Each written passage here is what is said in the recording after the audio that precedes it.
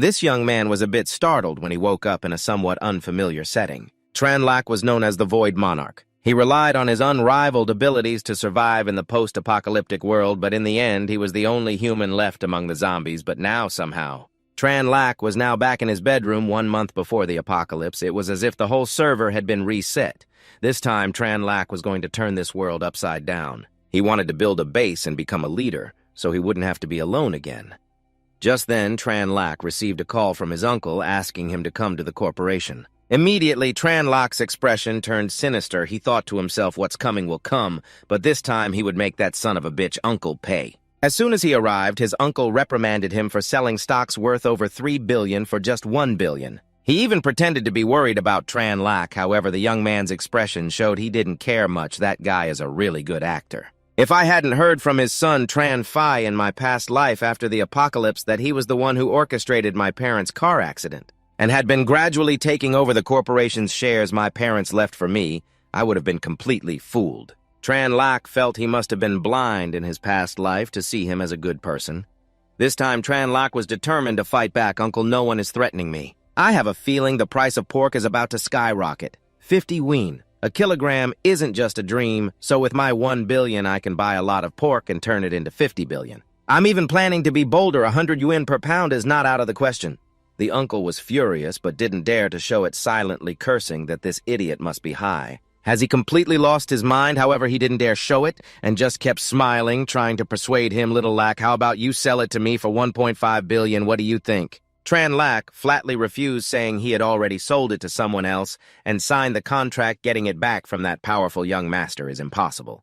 Suddenly, his phone rang, and Tranlac decided to step outside to take the call. The uncle was now openly furious. This damn brat. How dare he do this without a word? To pull such a fast one on me, I have to teach him a lesson. As soon as he answered, the person on the phone said, Mr. Tran, we have found a Chinese native dog with black fur and a torn ear. A photo has been sent to you. Please confirm if it is your lost dog. Tranlac suddenly froze. After the apocalypse, some bored people had ranked the superpowered individuals of each system. The top of the space system was, of course, Tranlac.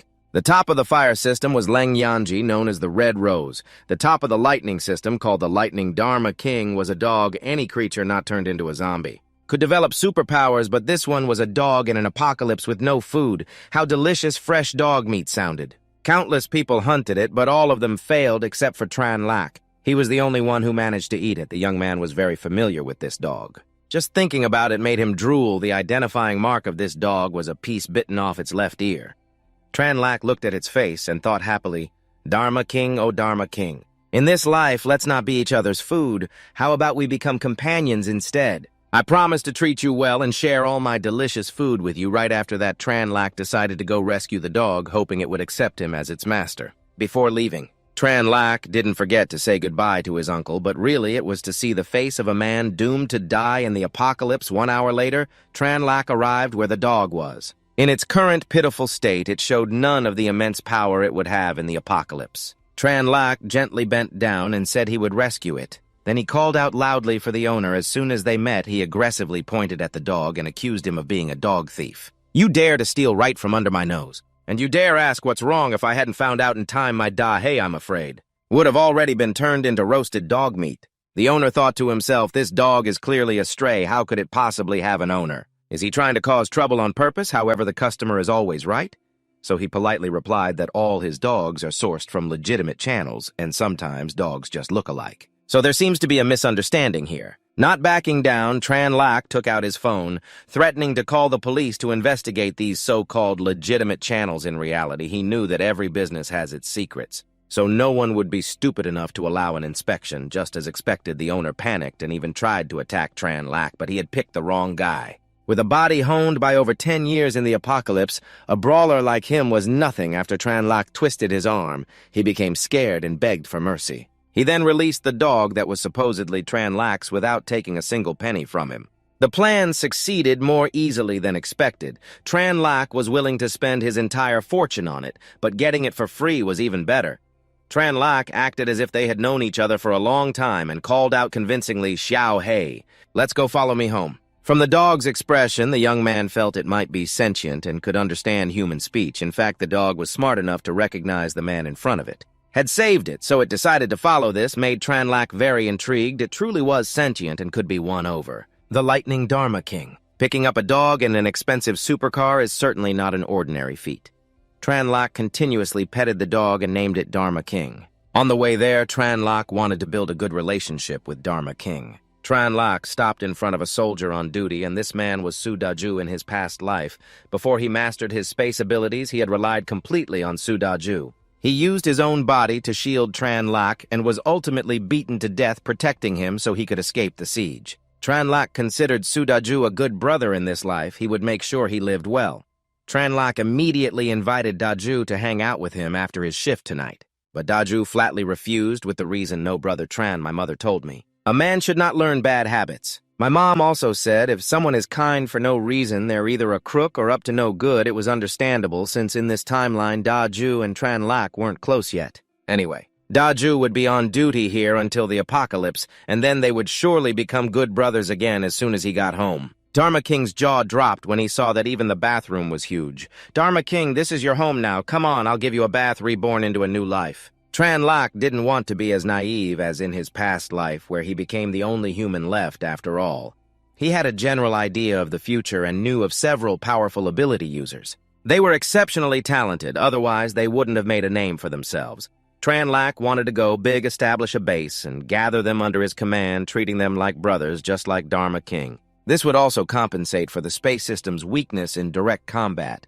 But to build a base, he would need an even more abundant supply of materials. From food, salt fruits, vegetables, and seeds to generators, medicine, and tools, everything was needed, especially water. Tranlac thought that after all, the water sources in the apocalypse were all contaminated. No method could remove the supervirus from the water. The only way to get safe, clean water was to collect rainwater. Thinking about it all gave him a headache. Tranlac also felt he needed to prepare electric batons. Dharma King didn't understand what was going on and looked terrified. It seemed to think the electric baton was for hitting it, but the young man actually wanted it for dealing with zombies. Zombies were afraid of electricity, although the batons would become useless soon after the apocalypse began. But at the beginning, an electric baton was an unparalleled weapon. Combined with some alloy armor, he would be invincible without delay. Tranlac immediately began his preparations. He wanted to choose carefully and place his orders in time. The dog ate as if it had been starving for ages. Tranlac comforted it, saying, "We have plenty more food. I promise you'll eat and drink your fill from now on." Seeing Tranlac spit out a bone, it copied him. It seemed Dharma King was beginning to accept Tranlac as his master. While they were eating, there was a knock on the door. The woman was Ma Yu, the cooking instructor Tranlac had hired. With so much to do, he had completely forgotten about it. He had a class this afternoon, so he cheerfully invited the teacher inside. Ma Yu looked at the young man and thought to herself to spend a whopping 50,000 yuan a month just for cooking lessons. She had originally worried if her employer was right in the head, or if there was something wrong with him. But now seeing how normal Tranlac looked, she was relieved. With his wealth and looks, how many girls could possibly resist him? Why waste my thoughts on her regardless of her nonsense? Tranlac was very serious about this cooking class. I have already prepared all the basic utensils and cooking ingredients in the kitchen. In fact, to prepare for the apocalypse, Tranlac couldn't just have supplies without knowing how to cook. So he spent some money to hire her as a cooking teacher. The first dish was sweet and sour pork ribs, and her salary would be paid in a month. And this seemed to be part of Tranlac's plan, because by then the apocalypse would have started, so he likely wouldn't have to spend a single penny. Tranlac followed the teacher's instructions, chopping the bones into small pieces, putting them in a pan with cold water and adding oil. He was so clumsy that he poured out the entire can of oil. It made the teacher wonder if oil was free for his family. The young man couldn't even tell the difference between sugar and salt. After many failed cooking attempts, this time was an improvement, but it still looked inedible. The young man looked helpless. Even the Dharma King rejected it, so Mangok's consolations were useless. The Dharma King took one bite and became furious, thinking its master was trying to poison it. According to Ma Ngok, at least the kitchen was saved this time. Tranlac realized that he couldn't cook. He could only find a personal chef. Ma Ngok had caught Tranlac's eye. He thought her skills weren't bad. It was a pity they didn't know each other in his past life, and he didn't know what would happen to her after the apocalypse. What kind of person she would become. In any case, being prepared is better than nothing. Oh, Mangok, I guess we'll just have to see what fate has in store for you. I hope things turn out well for you. While looking outside, Tranlac suddenly spotted the two sisters, Milin and Milap. They were no ordinary people. The older sister, Milin, awakened the flame ability and became a leader. She was known among flame ability users as the exquisite Flame Rose. Her younger sister, Milap, was even more incredible. She was a light-type ability user, although quite weak in combat. But she was a powerful support. It said she could even use Resurrection later on. Tranlac felt they were a great option. Only children have to choose. An adult like him wants them all. He immediately called someone and gave them a task. I'm giving you 3 days to investigate a pair of sisters for me. Most importantly, find out what they like to eat. As the old saying goes, the way to a woman's heart is through her stomach. Whatever they like to eat, Tranlac would stockpile it. Why would he need to worry about them not listening to him later for the sake of food? Today is May 28th, 5 days before the apocalypse. Tranlac had found out the sisters' preferences. Milin liked Sichuan food and grape juice, while Milap liked to eat fish. Her favorite was braised pork trotters, and she liked watermelon juice. This reminded Tranlac how delicious braised dishes were and that he should stock up on more. On May 29th, 4 days before the apocalypse, Tranlac bought a super cool set of armor for himself. Although it was heavy, it was very safe. He was also thoughtful enough to buy another set for Ditru. 3 days before the apocalypse, Tranlac bought an electric baton. It looked like killing a few zombies with one shock would be no problem. 2 days before the apocalypse, Tranlac generously spent money to buy a card. In a flash, it was June 1st, 1 day before the apocalypse. Even though he knew what was coming, Tranlac couldn't help but feel anxious. He couldn't even close his eyes to get a good night's sleep. I've been reborn once. That damn apocalypse won't actually come tomorrow, will it? If it doesn't come, all the supplies I've stockpiled will be a huge loss. Or maybe it's better if it doesn't come. I'll sacrifice my investment to save humanity. It's a loss, but I'm a millionaire anyway. Isn't living a comfortable life in a prosperous world good enough? Why must I go through a dehumanizing apocalypse? At 8 a.m. on June 2nd, there was about 1 hour and 20 minutes left until the apocalypse. Tranlac called his uncle saying he had something to discuss. Based on my observations, cryptocurrency prices are about to skyrocket maybe 8 to 10 times higher. But as you know, Uncle, I've spent all my money on pork. I want to mortgage all this stockpiled pork to you to borrow about 500 million. My 500 million could turn into 5 billion. I'll definitely pay you back with interest. How about this wait at home for me? I'm coming to your house now to discuss it in person. I miss Cousin Phi too. Ask him to be there, Uncle. The uncle sounded very excited and told Tranlac to come right away. As he got up to leave, the young man thought to himself just as I planned. The apocalypse will also be the day you all die. In the car, Tranlac carefully instructed the Dharma king to wait for him and not wander off. On the way, he saw to Ditru. He was standing there nonchalantly, seemingly unaware of what was coming. Although Ditru survived just fine in the past life, without his warning, it was still a matter of life and death. So Tranlac still wanted to give him a warning. Hey, Ditru, listen to me. When I woke up this morning, I had a really bad feeling like something big is about to happen. After 9 o'clock today, you have to be extremely careful. You absolutely must. Although Ditru didn't understand, he obediently agreed. Meanwhile, Uncle Tran Kien An and his son Phi were waiting and talking about Tranlac. That kid Tranlac wants to invest in cryptocurrency again. He's truly reckless. Let me tell you, son. This sector is booming, but it has no real value. The son insisted, but it's a gold mine. There's no reason not to do it. Tran Kien An was suspicious. That kid Tranlac knows I'm against him, so why would he let me make money? I think there might be a conspiracy, son. Tran Phi replied, I understand. The mentality of crypto investing is just like gambling. He's desperate for money. Who can come up with 500 million in such a short time? That's why he came to us. Just as he finished speaking, Tranlac walked in. The cousin came out to greet him with a fawning attitude. Oh, Tranlac, your cousin is such a coward, otherwise I'd join you. If your crypto investment pays off, then don't forget about your cousin here, okay? Tranlac felt like throwing up, but he had to hold it in and play along. Of course I won't. If I make $1 billion, I'll definitely gift you a supercar. Hearing this, Cousin Phi hugged him and said, ha ha ha, I'll hold you to that. No backing out now. I've already prepared a meal for you. Let's go inside and talk while we eat. It was now 9:15, and as soon as Tranlac sat down, he began to eat like a starving man with no regard for anyone else. While he was eating, a noise came from the maid's room. Tran Kien An told his son to go check. The apocalypse had finally begun. Tranlac followed, offering to help in case she needed to go to the hospital.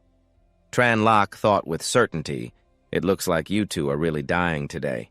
Upon opening the door, they saw a horrifying, blood-soaked face. Tu Fi immediately slammed it shut. Seeing this, Tranlac moved to open it again. Cousin, aren't we here to check on the situation? How can we see anything with the door closed? Ignoring his cousin's attempt to stop him, Tran Lak flung the door open and zapped the back of Tu Fai's neck with the electric baton, knocking him out. Cousin, don't worry. I won't let you die that easily from an electric shock. Tran Lak thought it would be more interesting for him to be eaten alive. Just then, his uncle ran over yelling, "Tran Lak, what are you doing? I'll kill you." Tran Lak was ready for anything. The moment his uncle approached, he was certain to get zapped. He saw the man cowering and trying to shield himself in fear. Tran Lak laughed mockingly. "Ha ha, what's wrong? You think your body is insulated. It's useless to cover up, you'll still get zapped." Tran Qianan fell, hitting his head on the ground. Cousin Tu Fi was still alive, reaching out for help. Tran Lak crossed his arms and said bluntly, "Shut up, stop yelling. I don't have a son like you. Your father is over there on the ground." Seeing his father like that, Tu Fi angrily tried to get up, but the monster bit him squarely on the back. Tran Lak found it interesting feeling that a scene this spectacular should not be enjoyed alone, so he used the electric baton again to wake up his uncle. As soon as Tran Qianan opened his eyes, he saw his son being mauled. He could only cry and beg Tran Lak for help. "Tran Fai is your cousin. Please save him. I'm begging you. I admit I secretly scammed you with your stocks, but Tran Fai knew nothing about it. He's innocent."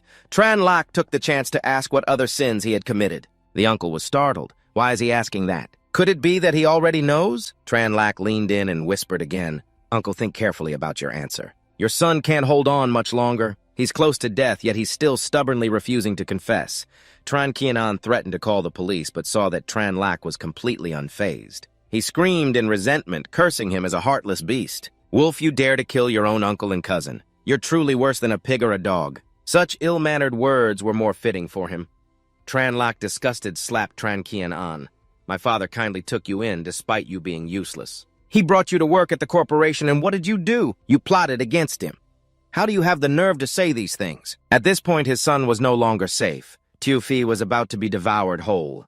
Tran Qianan could only reach out helplessly toward his son. "My son, I am his brother, his own flesh and blood. I helped him build the company and put in a lot of effort. And for what? He gave me 10% of the company shares. Was that a charity handout? He deserved to die, and you too. With today's technology, you can't escape."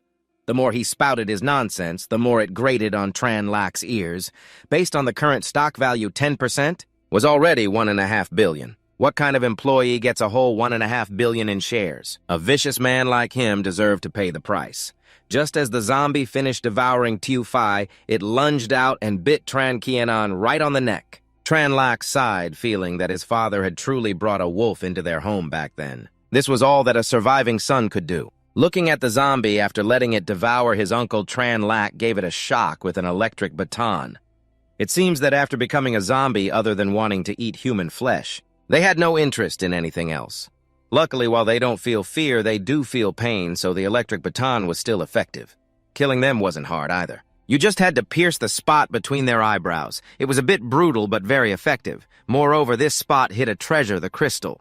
Indeed, it was the early apocalypse, so even the crystals were this low grade. After the apocalypse began, both ability users and zombies would form such a crystal between their brows. The energy in the crystal not only speeds up an awakened person's recovery, but also helps them level up. Generally, it's a valuable treasure. You definitely have to collect as many as possible. The size and color of the crystal depend on the target's power changing according to its strength. Fire-type ability users or zombies have red crystals. Wind types have green crystals, and space types have purple crystals. Initially, Tran Lak had obtained a lightning-type crystal from the Dharma King's head. It was a dark purple, egg-sized crystal, just as expected right from the moment the apocalypse began. A newly appeared zombie was spotted by Tran Lak at the gate. He felt a bit of excitement as it charged at him, and after finishing it off, he took its crystal. Dharma King sat obediently in the car, but he watched everything, feeling his master was quite ruthless. Tran Lak walked over and said to him, "Dharma King, I think it's about time we awakened. It's not safe outside. Let's go home and wait. We'll come back out after we've awakened." Arriving home and seeing bodies lying everywhere startled Dharma King. Tran Lak told him to calm down, saying he would get used to it. As the young man sat down to take a bite of an apple, he noticed Dharma King's body was transforming. It seemed he was awakening his ability. After Dharma King awakened, Tran Lak was the first one to experience it, getting zapped continuously for a while. It seemed to be over. The strength of a natural ability depends on two main factors. The earlier the awakening, the stronger it is, and the ability's growth potential. The faster it grows, the stronger it is. Dharma King was definitely a genius with a natural lightning ability, and his intelligence had doubled. Tran Lak felt envious, but also teased that he, a human, was no match for a dog. As he was lost in thought, his own body began to transform. It seemed he was awakening just like Dharma King. The intense pain made the young man clutch his head tightly. Tran Lak felt the agony was just as bad. After awakening, Tran Lak decided to test his power. His first attempt was a bit too forceful. The spatial attack orb used up a quarter of his ability power. Ironically, it couldn't even kill the lowest level zombie. For now, it was better to absorb crystals and increase his strength first. Ability user ranks are divided from 1 to 10, and above level 10 is the king level. Before Dharma King and Lin Dienko were both king level. In his past life, Tran Lak was also a king. But after absorbing the Dharma King's crystal, he had ascended from king level to another rank. Tran Lak didn't know what that level was, and its effects were still unclear. The young man felt that without food, drink, fun, or companionship, life was so dull he might as well be dead. At this rate, if Tran Lak absorbed about 20 more crystals, he could become a level 2 ability user. Dharma King still couldn't control his power. He was discharging electricity everywhere. Tran Lak told him to try condensing the power in his throat, hold it, and then spit it out in a desired direction. He obeyed his master's words without question and immediately succeeded. Tran Lak petted and praised him. Now they would head to the cold storage to gather more supplies. Tran Lak pointed towards a supermarket. The world was now full of zombies. So they don't care about food anymore. Dharma King, look at how big that supermarket is. There must be a lot of stuff inside. A thief never leaves empty-handed. We have to seize this opportunity. It's full of good stuff. We can't just leave it for the zombies outside. With that said, Tran Lak and Dharma King decided to enter. First, they put on their armor. Tran Lak told Dharma King to attack when possible, but to be careful. Be flexible, don't be rigid with your attacks. Dharma King understood and coordinated perfectly.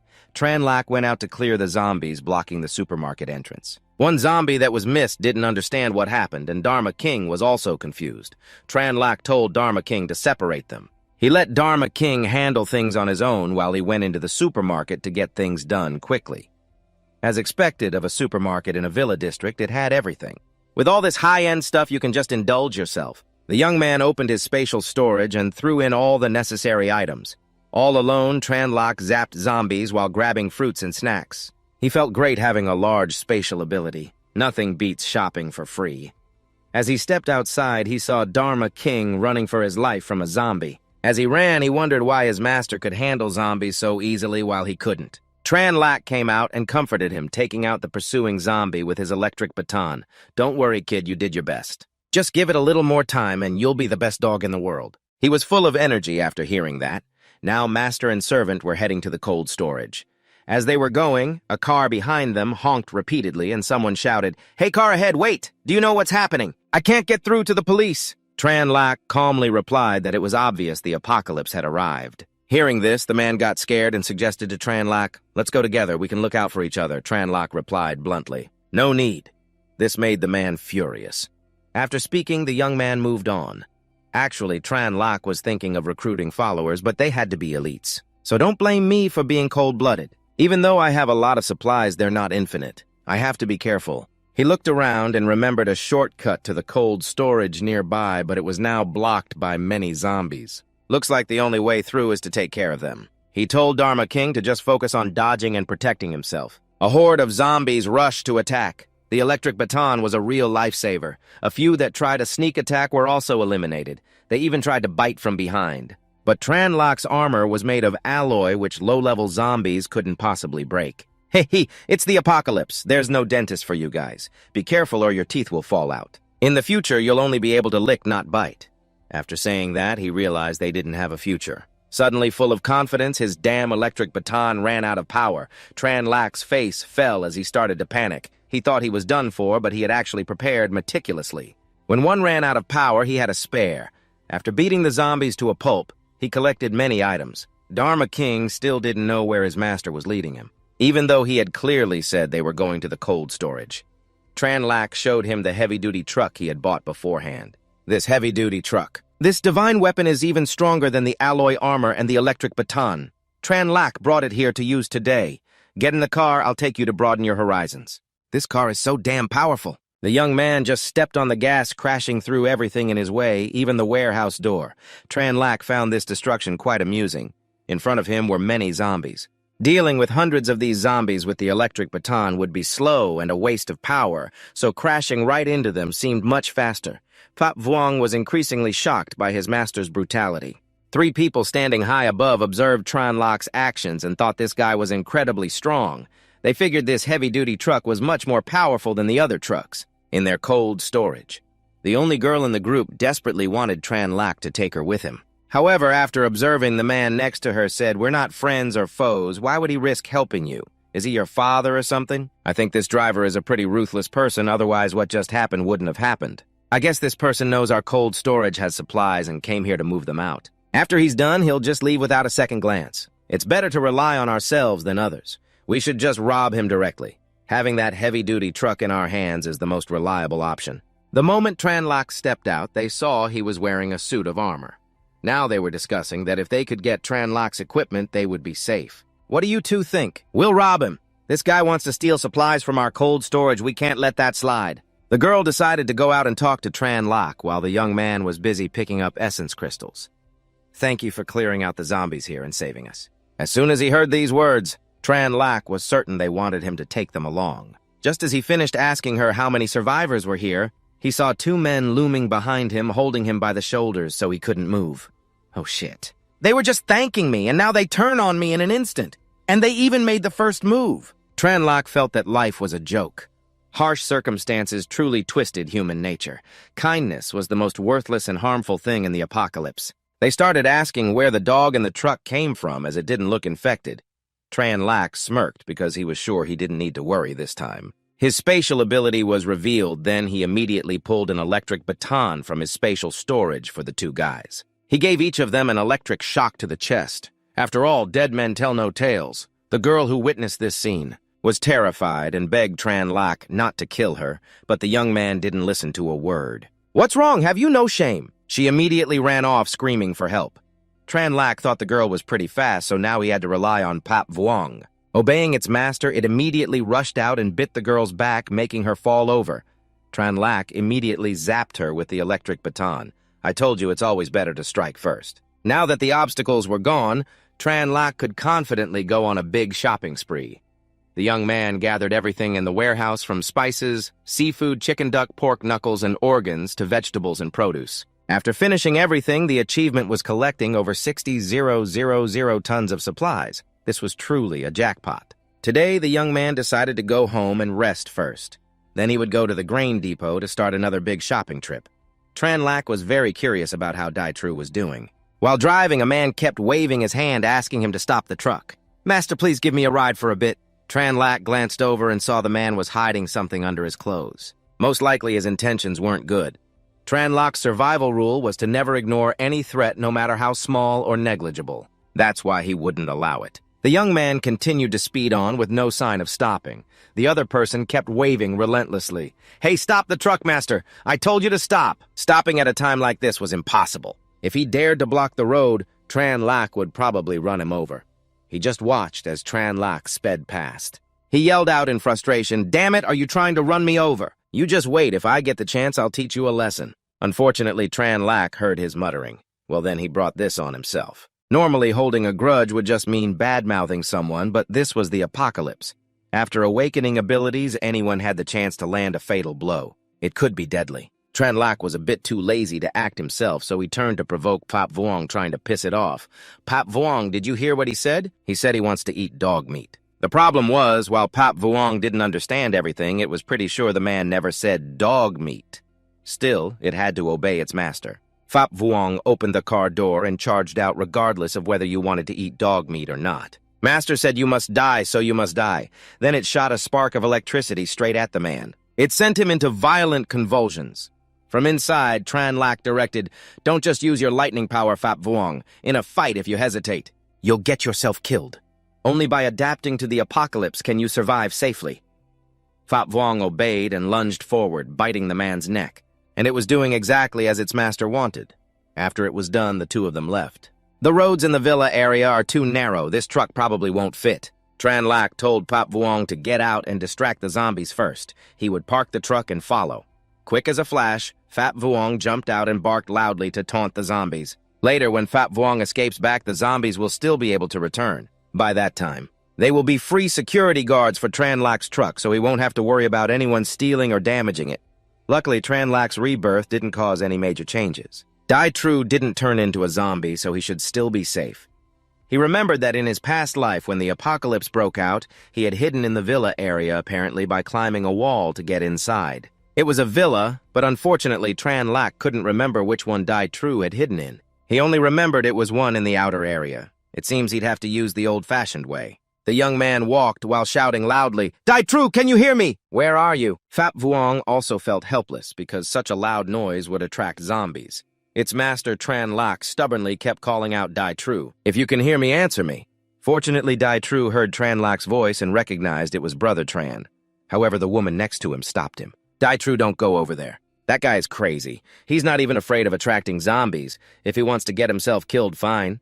But please don't drag us down with him." Ditru thought it made sense. Still, it was strange.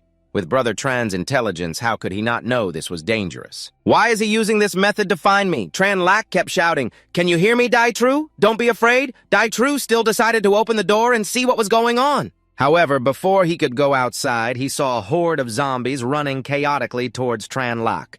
The young man took the opportunity to zap them with his electric baton. After witnessing this, Ditru was full of praise. The girl next to him was also scared out of her wits. The power of that electric baton was immense.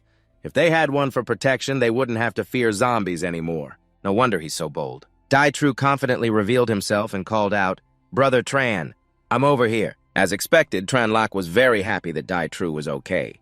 However, seeing Tran Tin standing next to him suddenly ruined his mood. "Damn, how could I forget that green tea bitch? She's a very scheming person.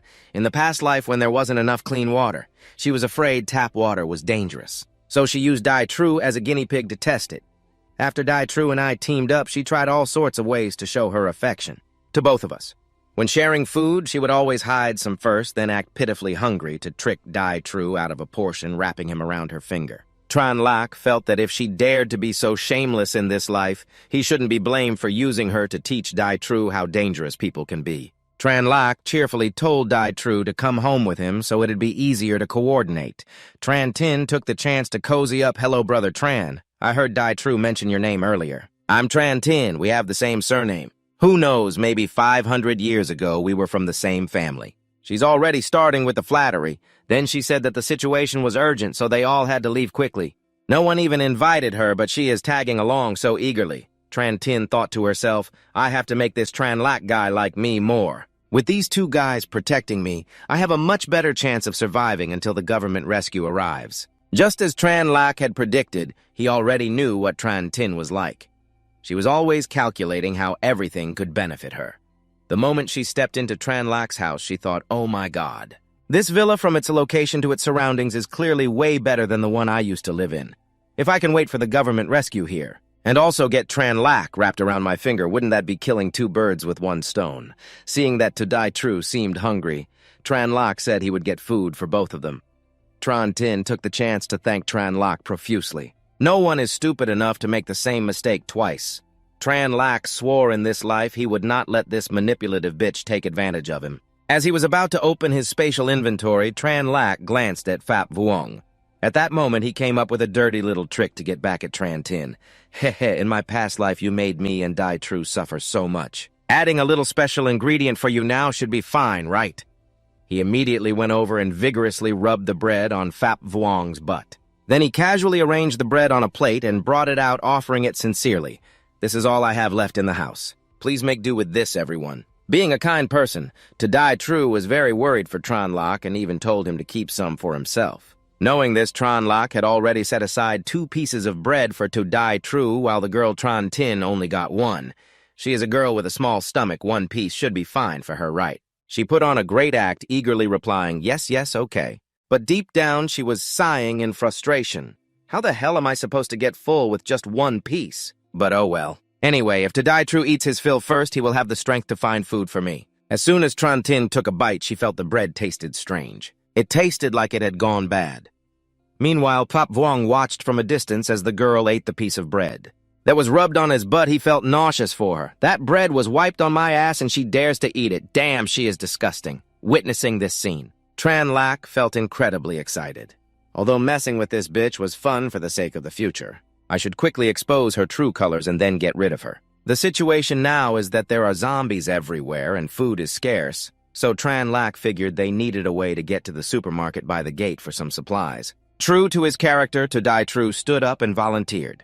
"Brother Tran, let's go. I will cover you. You can rest easy with the electric baton as long as I hold them down. The zombies won't be able to touch a single hair on your head, but that plan is no good. A fully charged electric baton can only kill about 4 zombies." Tran Lak saw his opportunity. He wanted to use this opportunity to teach Tran Tin a lesson she would never forget. I have already checked it out. There are way more zombies at the community supermarket. I have a much better idea. Hey, little sister. You have a small frame, so you must be a fast runner. You can be the one to lure the zombies away. Ditru and I will go into the supermarket for supplies. Then we will meet back at the villa. Hearing this, Tran Tin's face turned pale and she broke out in a cold sweat. The truth is, she would never dare to do something like that. She turned around and started playing the damsel in distress. "Brother Tran, I have been weak since I was a child. I can't run fast at all. Asking me to do that is like sending me to my death." Tran Lak seemed unfazed and asked bluntly, "Then what the hell can you do?" "Fine, I will lure the zombies away while you and Ditru get the supplies." "That should work, right?" Still using her weak voice, Tran Tin replied, "Brother Tran, it's really not that I don't want to. It's just that since this morning I have only eaten that one piece of bread you gave me. I'm afraid I don't have enough strength. I would just end up being a burden to you both."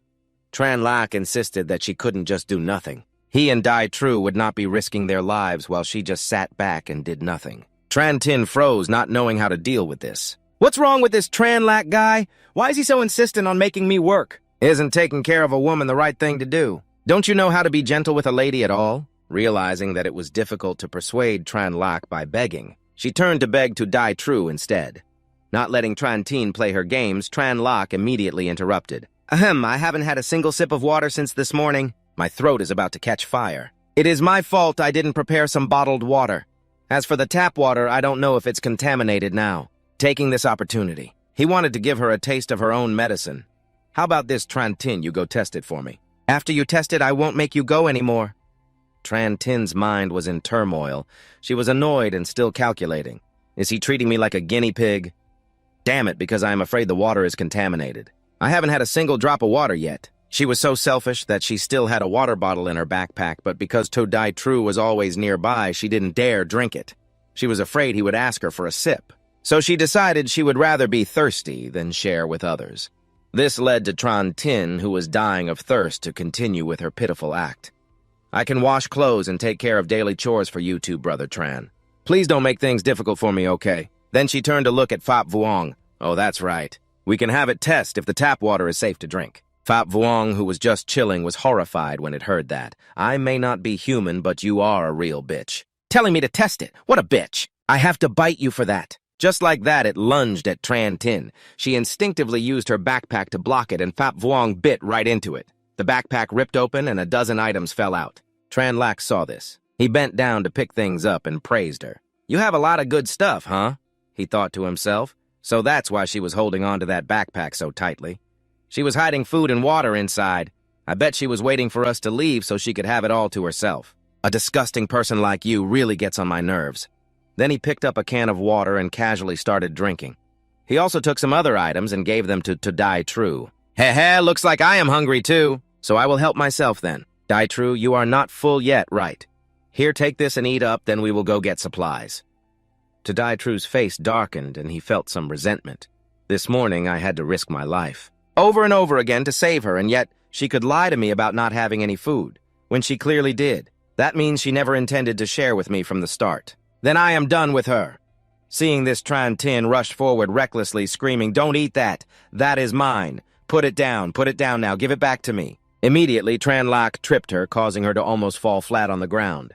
Tran Tin looked up and complained, "You two are men and you are bullying a girl like me, and you still call yourselves men." Tran Lak ignored her and finished his drink. "Why don't you go ask the zombies if they care whether you are a man or a woman? But this alone isn't enough for Ditru to fully grasp her true nature. I have to be even meaner to Tran Tin, finding her crying an eyesore. Tran Lak bent down, smiled, and continued his plan to expose her. What are you crying for? We need to eat our fill to have the strength to find supplies, right? You don't have to go this time. Since we ate your food, we will pay you back double when we return. Tran Tin heard this and thought it was reasonable. She figured that for now. We also can't just turn against Tran Lak and Ditru. The girl crossed her arms and relented. No, it was my fault. It is just that I almost starved to death as a child, so I had that kind of reaction. I am sorry, Brother Tran, and Brother Ditru. I didn't mean what I did just now. Tran Lak heard this and thought she is really good at making up stories. Whatever listening to her lies would take all day. Tran Lak turned to Ditru and said, To Ditru, let's head to the supermarket at the gate in a little while. Wait for me to prepare a little. You two can just relax. After saying that, Tran Lak went over to Phap Vuong and instructed it. Phap Vuong, go out and lure some zombies. Bring about a dozen of them back here for me. After hearing this, it thought its master was delirious. It understood the luring zombies part. But what the hell did he mean by bring them home? Tran Lak didn't want to explain yet and just told it not to worry about it. You will understand when you get back. Now go quickly. For Tran Lak, the real show was just about to begin. He brought out a bowl. The strong smell of garlic was so overwhelming that Tran Tin had to pinch her nose. Ditru asked Tran Lak why he was making so much garlic water. Tran Lak just smiled and replied, You two probably don't know. Earlier, when I was coming back from outside, I saw someone copying what they do in the movies wearing a large string of garlic. I saw with my own eyes that the zombies were so scared they kept backing away and didn't dare to take a single step forward. It looked like everything was falling into place. Unfortunately, reality and movies are complete opposites. The pungent smell of garlic smeared on someone is even more attractive to zombies. Tran Lak continued to taunt them. But unfortunately, there wasn't much garlic in the house, only enough for 2 people. When we get to the supermarket later, we'll have to see if we can find more garlic. Then a loud noise came from the door. Tran Lak listened for a moment and asked, Did you two hear that? It sounds like a horde of zombies is getting closer. Tran Tin's face turned pale, not understanding what was happening.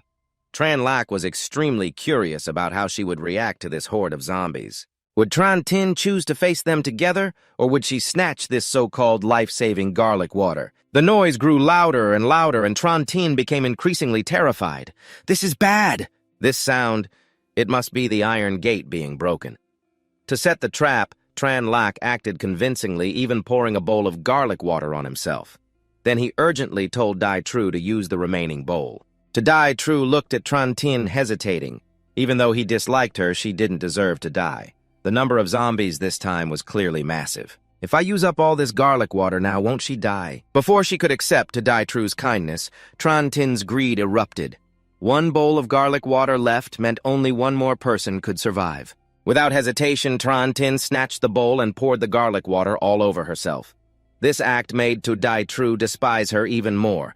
I was going to give you that bowl anyway. At that moment, Tran Lak explained, See her true colors now. To Ditru in the apocalypse, don't be kind to just anyone, because some people are no longer worthy of being human. Tran Tin then realized in horror that she'd been tricked. Tran Lak, you dared to trick me. Tran Lak replied bluntly, Did I trick you or did you walk right into it? Did I hold a knife to your throat and force you to pour garlic water on yourself? Let me tell you the truth. Zombies are extremely attracted to the smell of garlic. You're a dead woman. Tran Tin was in complete shock and panicked more than ever. No, that can't be true. Tell me it's not true. I just wanted to live.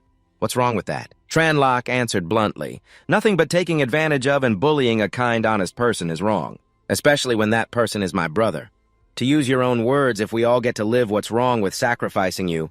Tran Lak decided to take off the armor that was covered in garlic water. Then he tossed it into his spatial storage. Tran Tin was about to die. Dead men tell no tales. As for Ditru, Tran Lak would tell him the truth about his awakened spatial ability. Tran Tin still couldn't believe she had been completely fooled. One trick after another. Armor. So you were prepared all along. No wonder you dared to pour garlic water on yourself. Tran Lak turned and told Ditru to find a room and hide, because Ditru would only get in the way here. At this point, Tran Tin could only kneel and beg, resorting to playing the damsel in distress. Brother Tran, please spare me this one time. I'll do anything you want from now on. Tran Lak said bluntly, I want you to die. I'll spare you after you're dead. Just then, the zombies broke into the villa. Tran Tin cursed Tran Lak in frustration, but it seemed this would be the last time she would ever curse anyone in her life. "You with the surname Tron, what did I ever do to you? Why have you been targeting me since the moment we met?" As she finished her sentence, the smell of garlic on her body drew the zombies who rushed in to tear her apart. She was finally bitten to death. After it was all over, Tranlac realized something. It seems I miscalculated. My home for the past 10+ years is pretty much ruined. Just then, To Die True came out still confused, but Tranlac stopped him. "Hold on. To Die True. There's no time to get emotional. This house is so filthy. There's no room to even stand. Help me move these bodies outside." Half an hour later, night had fallen, and they had finished cleaning up. All the bodies were thrown outside. Tranlac was completely exhausted. If only I had a maid, he thought. Then someone could help me clean up the bloodstains. As soon as the thought crossed his mind, he remembered Ma Ngok. She was a perfect choice, beautiful and efficient. He just didn't know if she was still alive. After a moment, he decided to dismiss the idle thought. It didn't matter whether Ma Ngok was alive or not. For now, let the apocalypse toughen her up first. That way, it'll be easier to recruit her when the time comes. But the urgent task now is cleaning up all this blood, which I really don't want to do. But I can't just stand by and watch if I make To Die True do it. So Tranlac's only remaining option was the Black King. Let's just go with it. He bent down and gave the Black King an overly friendly smile. "My dear Black King, watch closely.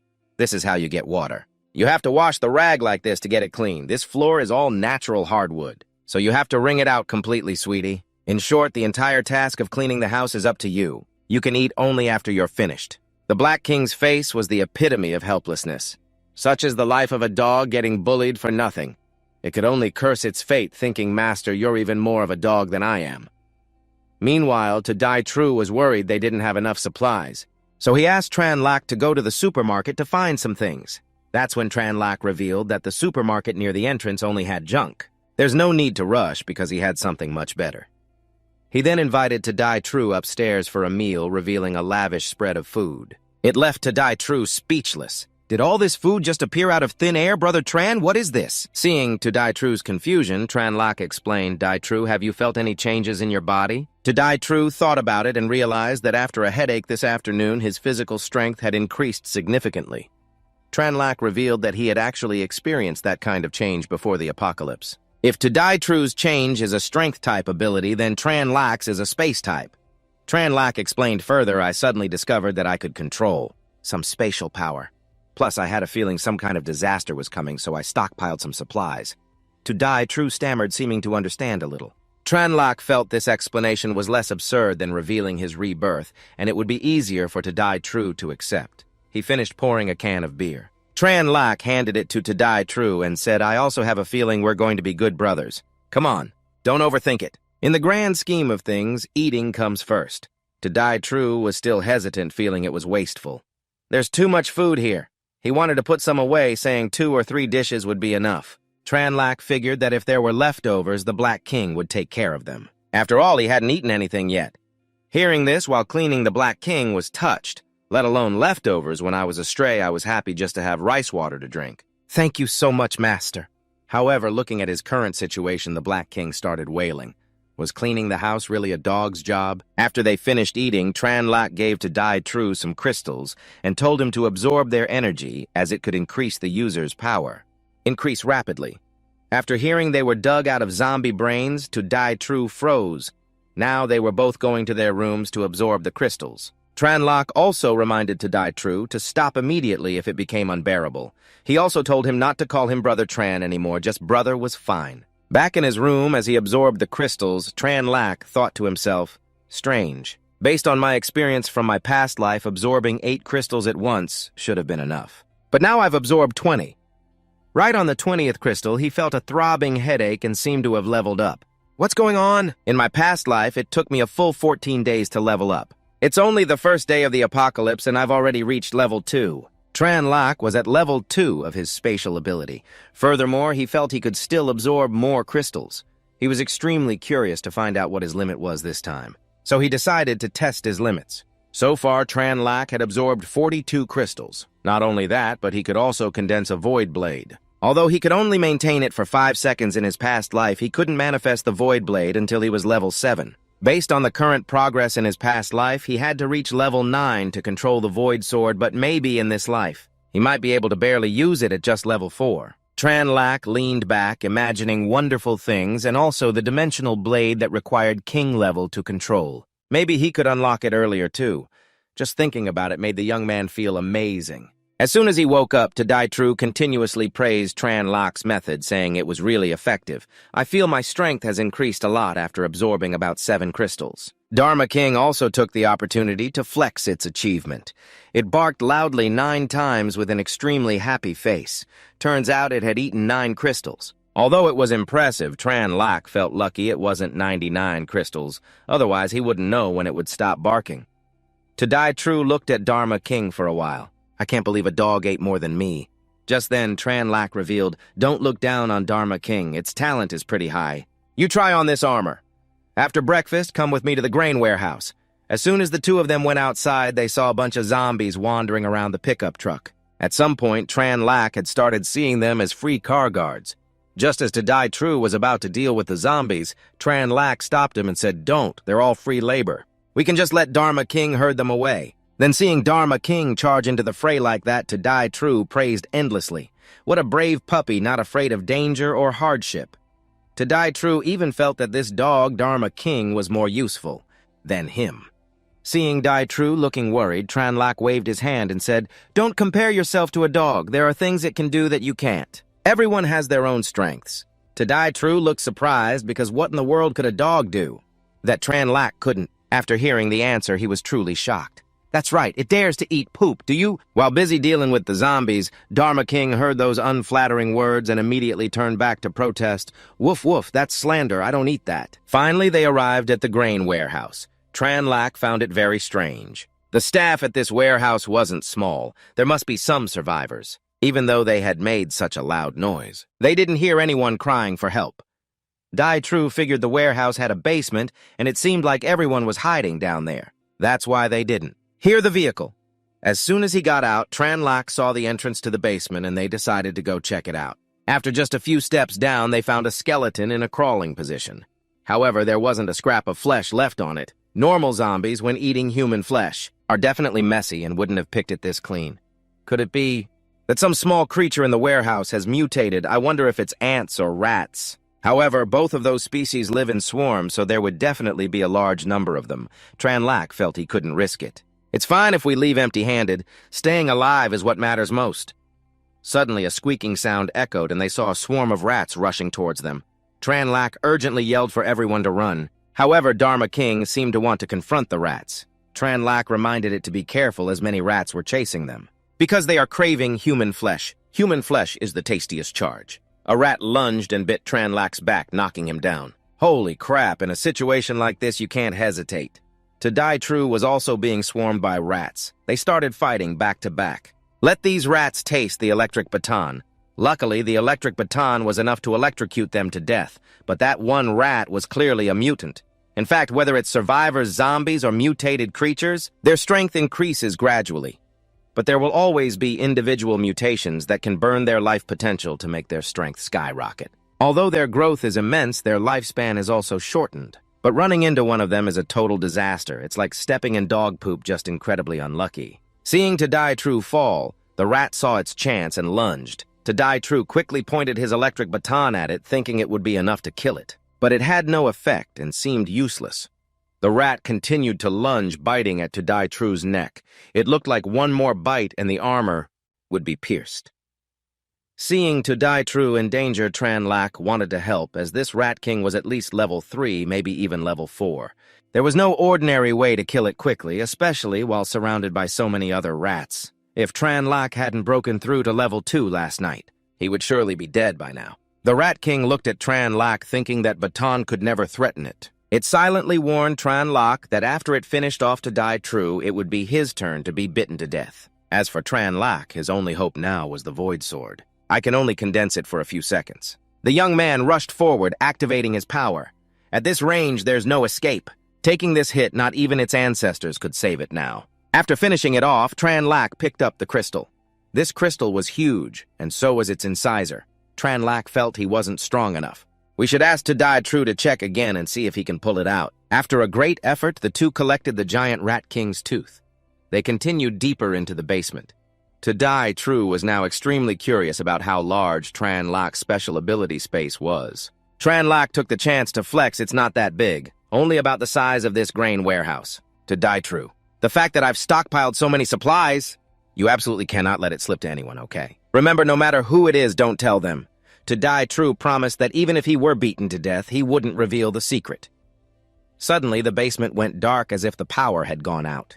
They needed to hurry to get home. It was getting dark, and they finally made it back. Tranlak turned to Ditru and said, Ditru, that Rat King today was too dangerous. For now, I think it's safer for us to stay home and level up. Based on my current crystal absorption speed, it'll take at least 3 days to reach level 3. If you get bored at home, you can use this to play games. Or watch movies. After speaking, Tranlak handed to Ditru an iPad. 3 days later, they had used nearly all the clean dishes in the house. Tranlak looked at Dharma King and sighed, I wish you knew how to do the dishes. Dharma King looked back at its owner, speechless with indignation, and could only curse silently. If you're my master, at least act like a decent person. These past 3 days of just eating and lazing around had made Tranlak feel drained. While chugging a bottle of water, he asked Dharma King, I remember you hit level 2 yesterday, right? Realizing its master had noticed its miraculous achievement, its eyes lit up. The young man continued to praise it. There's a saying a good dog succeeds without even trying. Go outside and practice on some zombies. See if you can develop any new lightning-type moves. As soon as the praise turned into a task, Dharma King dejectedly started to leave.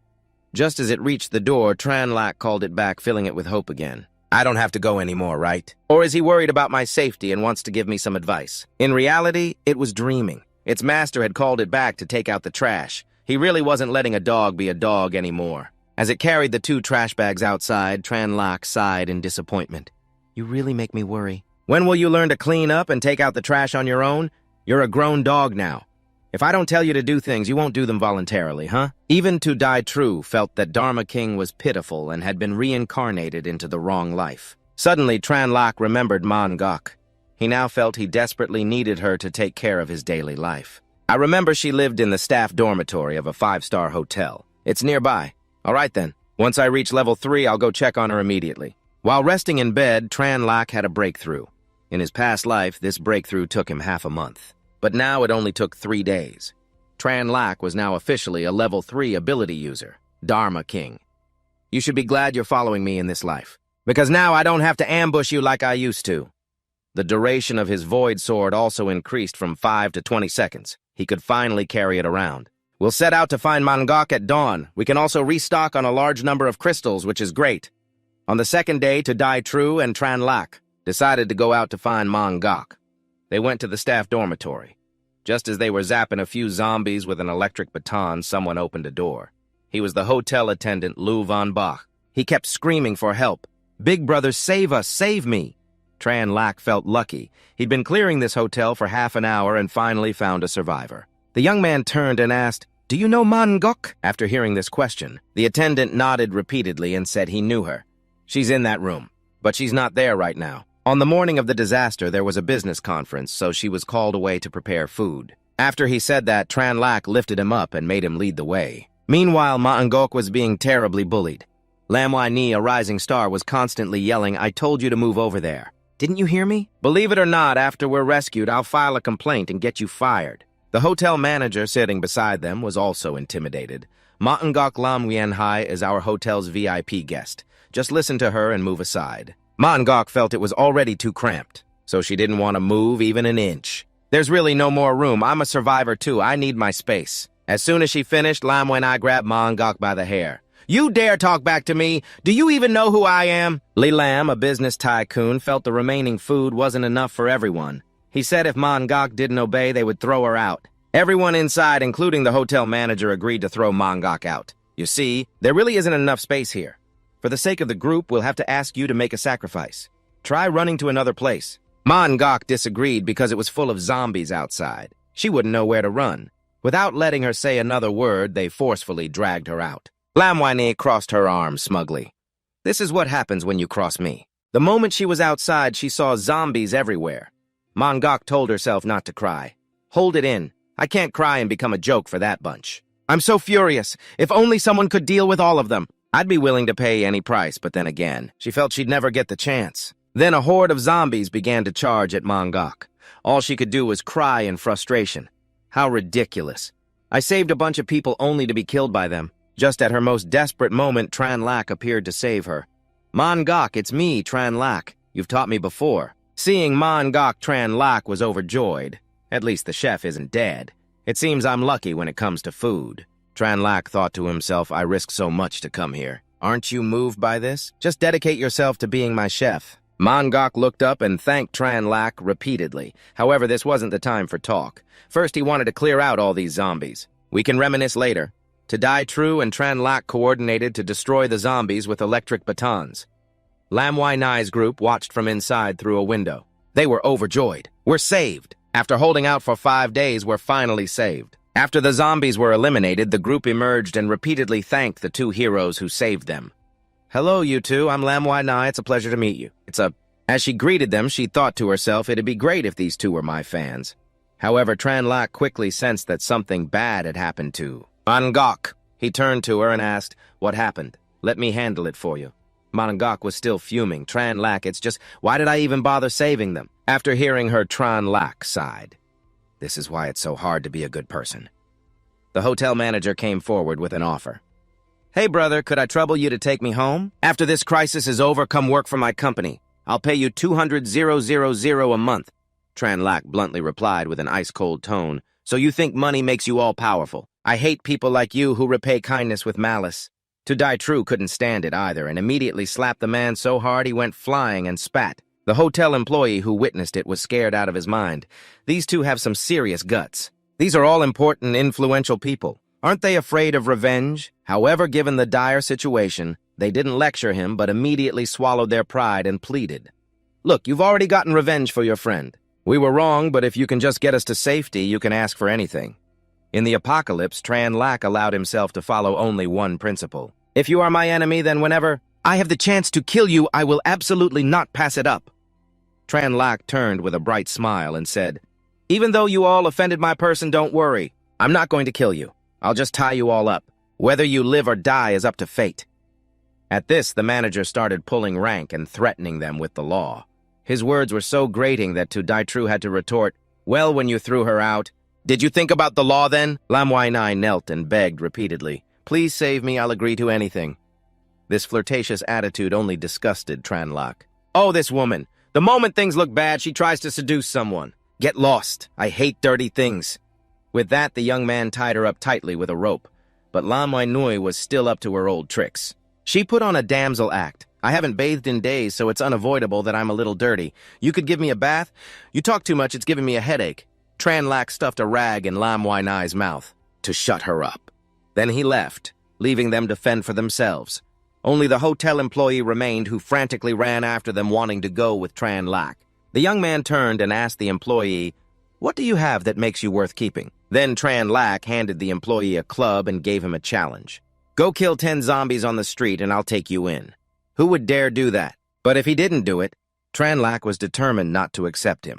So Tran Lak couldn't let him join the team. But he still showed some kindness. I'll give you 3 minutes to pick out some supplies, then I'll escort you back to the dorm as a thank you. Tran Lak then turned to make a direct offer to Mangok. My group needs a logistician. We don't have anyone to cook. I just happened to think of you. I'd rather go kill zombies than wash dishes or scrub pots. I guarantee you'll be safe and well fed. I won't treat you poorly either. And I'm not bragging, but meeting me is the luckiest thing that's ever happened in your life. So what do you say? Will you come with me? With such a good offer, who wouldn't agree? Mangok nodded eagerly. Welcome to the team. After I take that guy back, we'll go home and have a proper celebration. And of course, you'll be cooking. As soon as they got home, Tran Lak asked Mangok about space and powers. What I just told you is my and Ditru's special ability. What about you? During these 5 days, did you feel anything or awaken any special abilities? Mangok held her head, trying to remember, and realized that on the 3rd day she did have a slight headache. But she wasn't sure about any powers because she was always hungry and didn't pay much attention. Tran Lak smiled and replied, awakening an ability on the 3rd day may not be the best, but it's certainly not bad. Now follow my instructions and slowly try to feel the energy in your body. Mangok then closed her eyes and a flame appeared in her hand. Tran Lak was extremely surprised and delighted. Fire food cooked with a power user's flame is incredibly delicious. So she's a super chef too. I've really found a treasure. Half an hour later, Ma and Gok had prepared a sumptuous feast. The food smelled incredible. A professional chef's cooking really is on another level. Both Ditru and Tranlak had a feast like they'd never had before. This tofu is so soft and fresh. Finding Ma and Gok was definitely the right move. After they finished eating, Ma and Gok cleaned up all the dishes. Tranlak felt he had chosen the right person. He told Ma and Gok to leave the dishes and not to worry about cleaning. Let's go see your room now. He then told her that for the time being, they would stay home to level up their abilities. Tranlak said he would explain the specific leveling methods later. A few days later, Tranlak finally reached level 3. At this rate, he figured it would take another 10 days to reach level 4. He felt he should go out to gather more crystals and also find the two sisters, Milin and Milap, to complete the team. 10 days later, Tranlak wondered if they had already experienced the hardships of the apocalypse. Although now is not the best time to recruit them, I should go check so someone else does not get to them first. After all, it is a healing ability. It would be a crime not to have someone with such an ability on my side. Tranlak decided to go out with Ditru to collect crystals before leaving. But he did not forget to instruct Mangok while we are not here. You are not to open the door for anyone. No matter who it is or what excuse they use, even if someone is dying in front of you, you must not open it. Keep the windows shut tight, do not stick your head out, and definitely do not go outside. If anything happens, it is on you. After saying that they went out by now, it was getting dark. After a session of feeding the zombies electric batons, they had collected about 500 crystals. Tranlak stretched, feeling that this was good enough for now. He remembered the Huah sisters lived in the residential area just ahead, so he decided to go and check on them. According to his memory, they lived in building 3-room 201. Tranlak bent down and ordered Fa Vuong go up to room 201 and sniff to see if anyone is home. Fa Vuong felt that this was the first time it got to do a real dog's job. However, after sniffing for a while, it started growling angrily and barking loudly. It turned out it had found a white cat. Because it was being bitten by Fa Vuong, it was crying its eyes out. Tranlak thought the cat was so cute, he wanted to take it home as a pet. He went over and told Fa Vuong not to hurt it. Suddenly, as he got closer to the cat, Tranlak heard a human-like voice. "Sob, sob, get this stupid dog off me." Tranlak realized this cat had the ability of telepathy. What an unexpected treasure. I have to have it. He put his hands on his hips and scolded Fa Vuong for being rude, then picked up the cat. It seemed they only had to look into each other's eyes. The cat and Tranlak could understand each other's thoughts. I did not provoke it.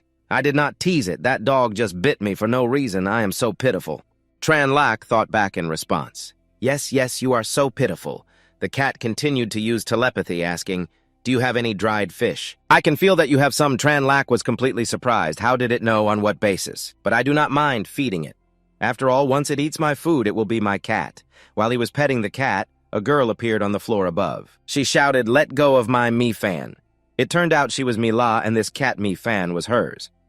However, in his past life, Tranlak had never seen this cat. He had never even heard the two sisters mention it. Mila came down looking angry. "You give Mi-Fan back to me." Tranlak felt this trip was already more than worth it. Mila came down and snatched the cat, then looked at it lovingly and apologized. It seems the two sisters Milin and Mila are not together right now after all. If Milin were here, she definitely would not have let her sister risk coming down alone. After snatching the cat, Mila turned to leave abruptly. But the cat kept struggling. "Let me go. He has dried fish on him. I want to eat dried fish." "He has dried fish. He is not a bad person." The cat struggled continuously and ran down. Then it ran back to Tranlak, looking at him with sparkling eyes. "Mi-Fan has not had dried fish for over a week. Please give me one." Tranlak wanted to use this opportunity to win over the younger sister. He bent down and told the cat, "The shopping mall out there definitely has dried fish. Let me take you. Do you guys want to team up to find supplies?" Before Mila could answer, the cat answered for her. "Yes, I can sense that this person has no ill intentions. He can be trusted." Mila was still hesitant. Seeing this, Mi-Fan got annoyed and clung tightly to Tranlak. "Then you do not have to go. I will go with him. You just stay home like always. Wait for me to bring food back for you." Mila heard all of the cat's thoughts and relented. "No, that is not okay. I will go with you all." "Wait a moment. I will go upstairs to get some things." When Mila came back down in a different outfit, she curiously asked about the people who would be accompanying her. Tranlak introduced them. "This is my brother Ditru. In game terms, he is equivalent to a warrior, and this dog is my partner. His name is Fa Vuong. He is a lightning-type mage. You can call him the Lightning Dharma King. Mila was extremely surprised. A dog that can shoot lightning, it seems Mifan is not the only one with special abilities. Tranlak also introduced himself as someone with abilities equivalent to a space-type magic user.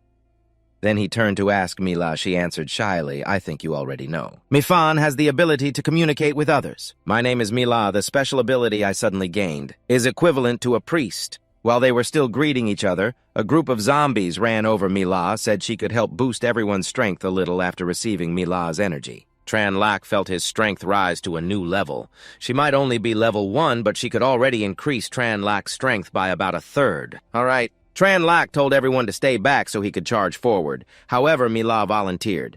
No need. I have never fought a zombie before. This zombie is perfect for me to practice on. Sooner or later, I will have to do this anyway. Weak on the outside, but strong on the inside.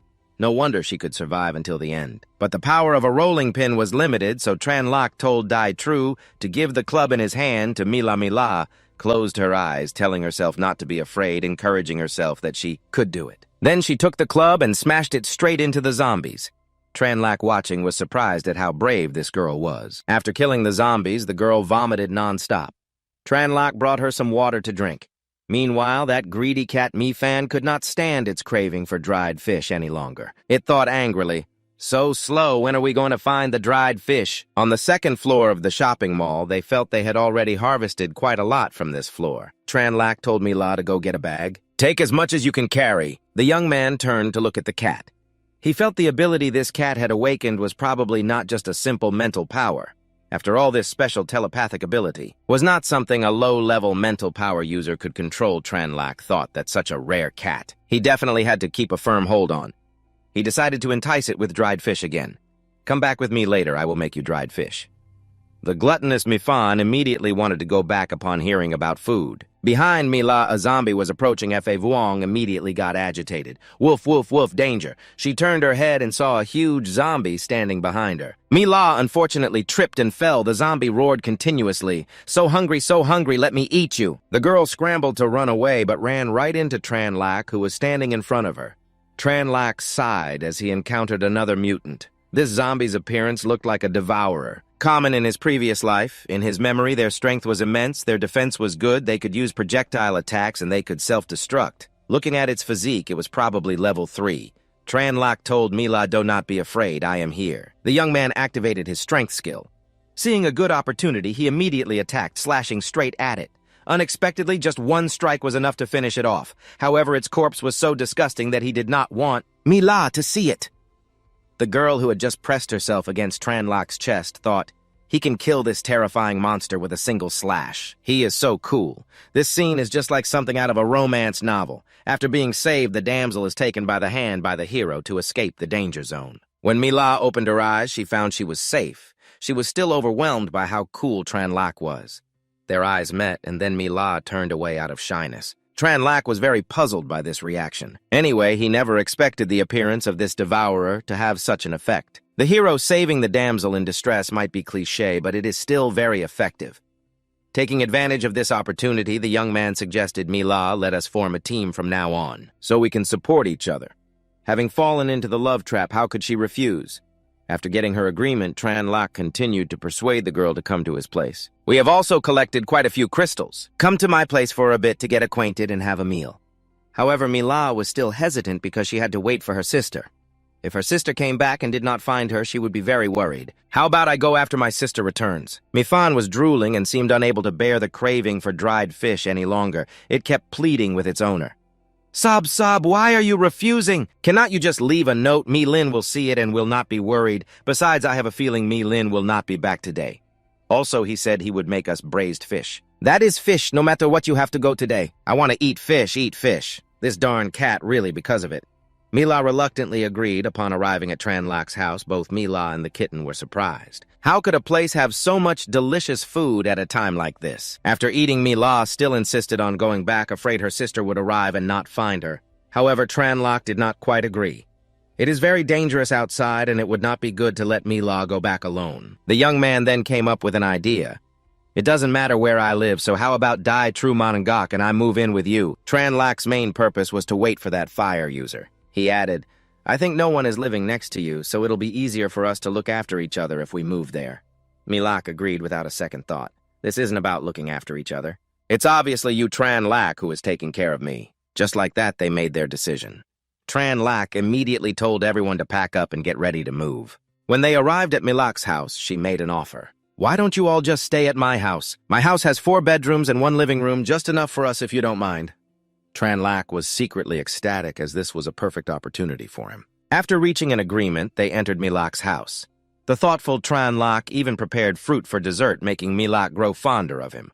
The world outside was incredibly dangerous. But Tran Lak not only protected me and fed me, he brought light into the darkness during the blackout and even gave me my favorite watermelon. The girl couldn't hold back her emotions and rushed to hug Tran Lak.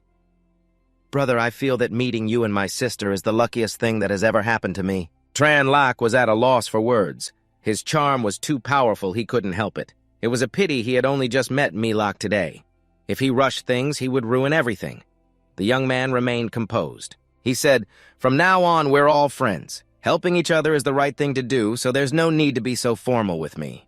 In reality, Tran Lak was just trying to maintain his composure while being hugged so tightly by a pretty girl. His lecherous side was almost revealed. He said, "But I still have a watermelon in my hands. Are you sure you don't want to eat some first before hugging me?" Milak suddenly realized what she had just done and her face flushed red. She then led everyone on a tour of the rooms. She introduced a room for Ma and Gok where her friends used to stay over. Then she showed them her sister's art studio, explaining that a bed could be put in there to make it a bedroom. This room would be for Ditru. She also played favorites, choosing her sister's room for Tran Lak. However, the young man's biggest concern was about staying in Milin's room. Where would Milin stay when she came back? After a moment's hesitation, he decided to just stay first and worry about it later. Suddenly, Tran Lak remembered he had forgotten something. He then took out the crystal cores and gave them to Milak. After teaching her, he told her to go back to her room and give it a try. He also returned to his room to rest. The moment he walked in, he saw the cat lounging on the bed looking utterly blissful. "Damn it, why are you here?" This gluttonous and perverted cat jumped up and clung to Tran Lak's arm. "Tonight, I'll sleep with you. Tomorrow, I'll sleep with Milak." Tran Lak was at a loss for words. "So you even know how to be fair, huh? What a naughty cat. Well, let's kill 2 birds with 1 stone. Today I'll bestow my favor upon you. Now let's cultivate together." Meanwhile, Milin was facing a horde of zombies. Her 2 cowardly classmates, Truong Chan and Vuong Tan Vo, were constantly hiding behind her. This was getting on Milin's nerves. "You two, can you stop hiding behind me all the time?" Unable to hold back her anger, Milin threw a punch and released a burst of flames. Her flame energy was already severely depleted. Even after reaching a level 2, she couldn't continue fighting so many zombies. In the midst of the battle, she suddenly thought of her little sister and began to worry. "It's already this hard for me to survive. How is my fragile little sister supposed to manage? Has she starved to death at home already? Or did she get eaten by zombies while searching for supplies?" Seeing her standing there in a daze. The 2 cowardly classmates thought Milin had finished off the zombies and asked, "Which way should we go next?" A dazed Milin pointed forward and said, "Go." "This way, we're almost there." Her heart was still in turmoil. "Milak, I left you a piece of chocolate, so you have to survive. You must hold on until I get back." Milin had no idea her sister was living like a queen at home, eating well every day. Today, Tran Lak had even planned a barbecue for them. Man Gok confidently announced, "I might not be a first-class chef, but my cooking is definitely not worse than what you get at a restaurant.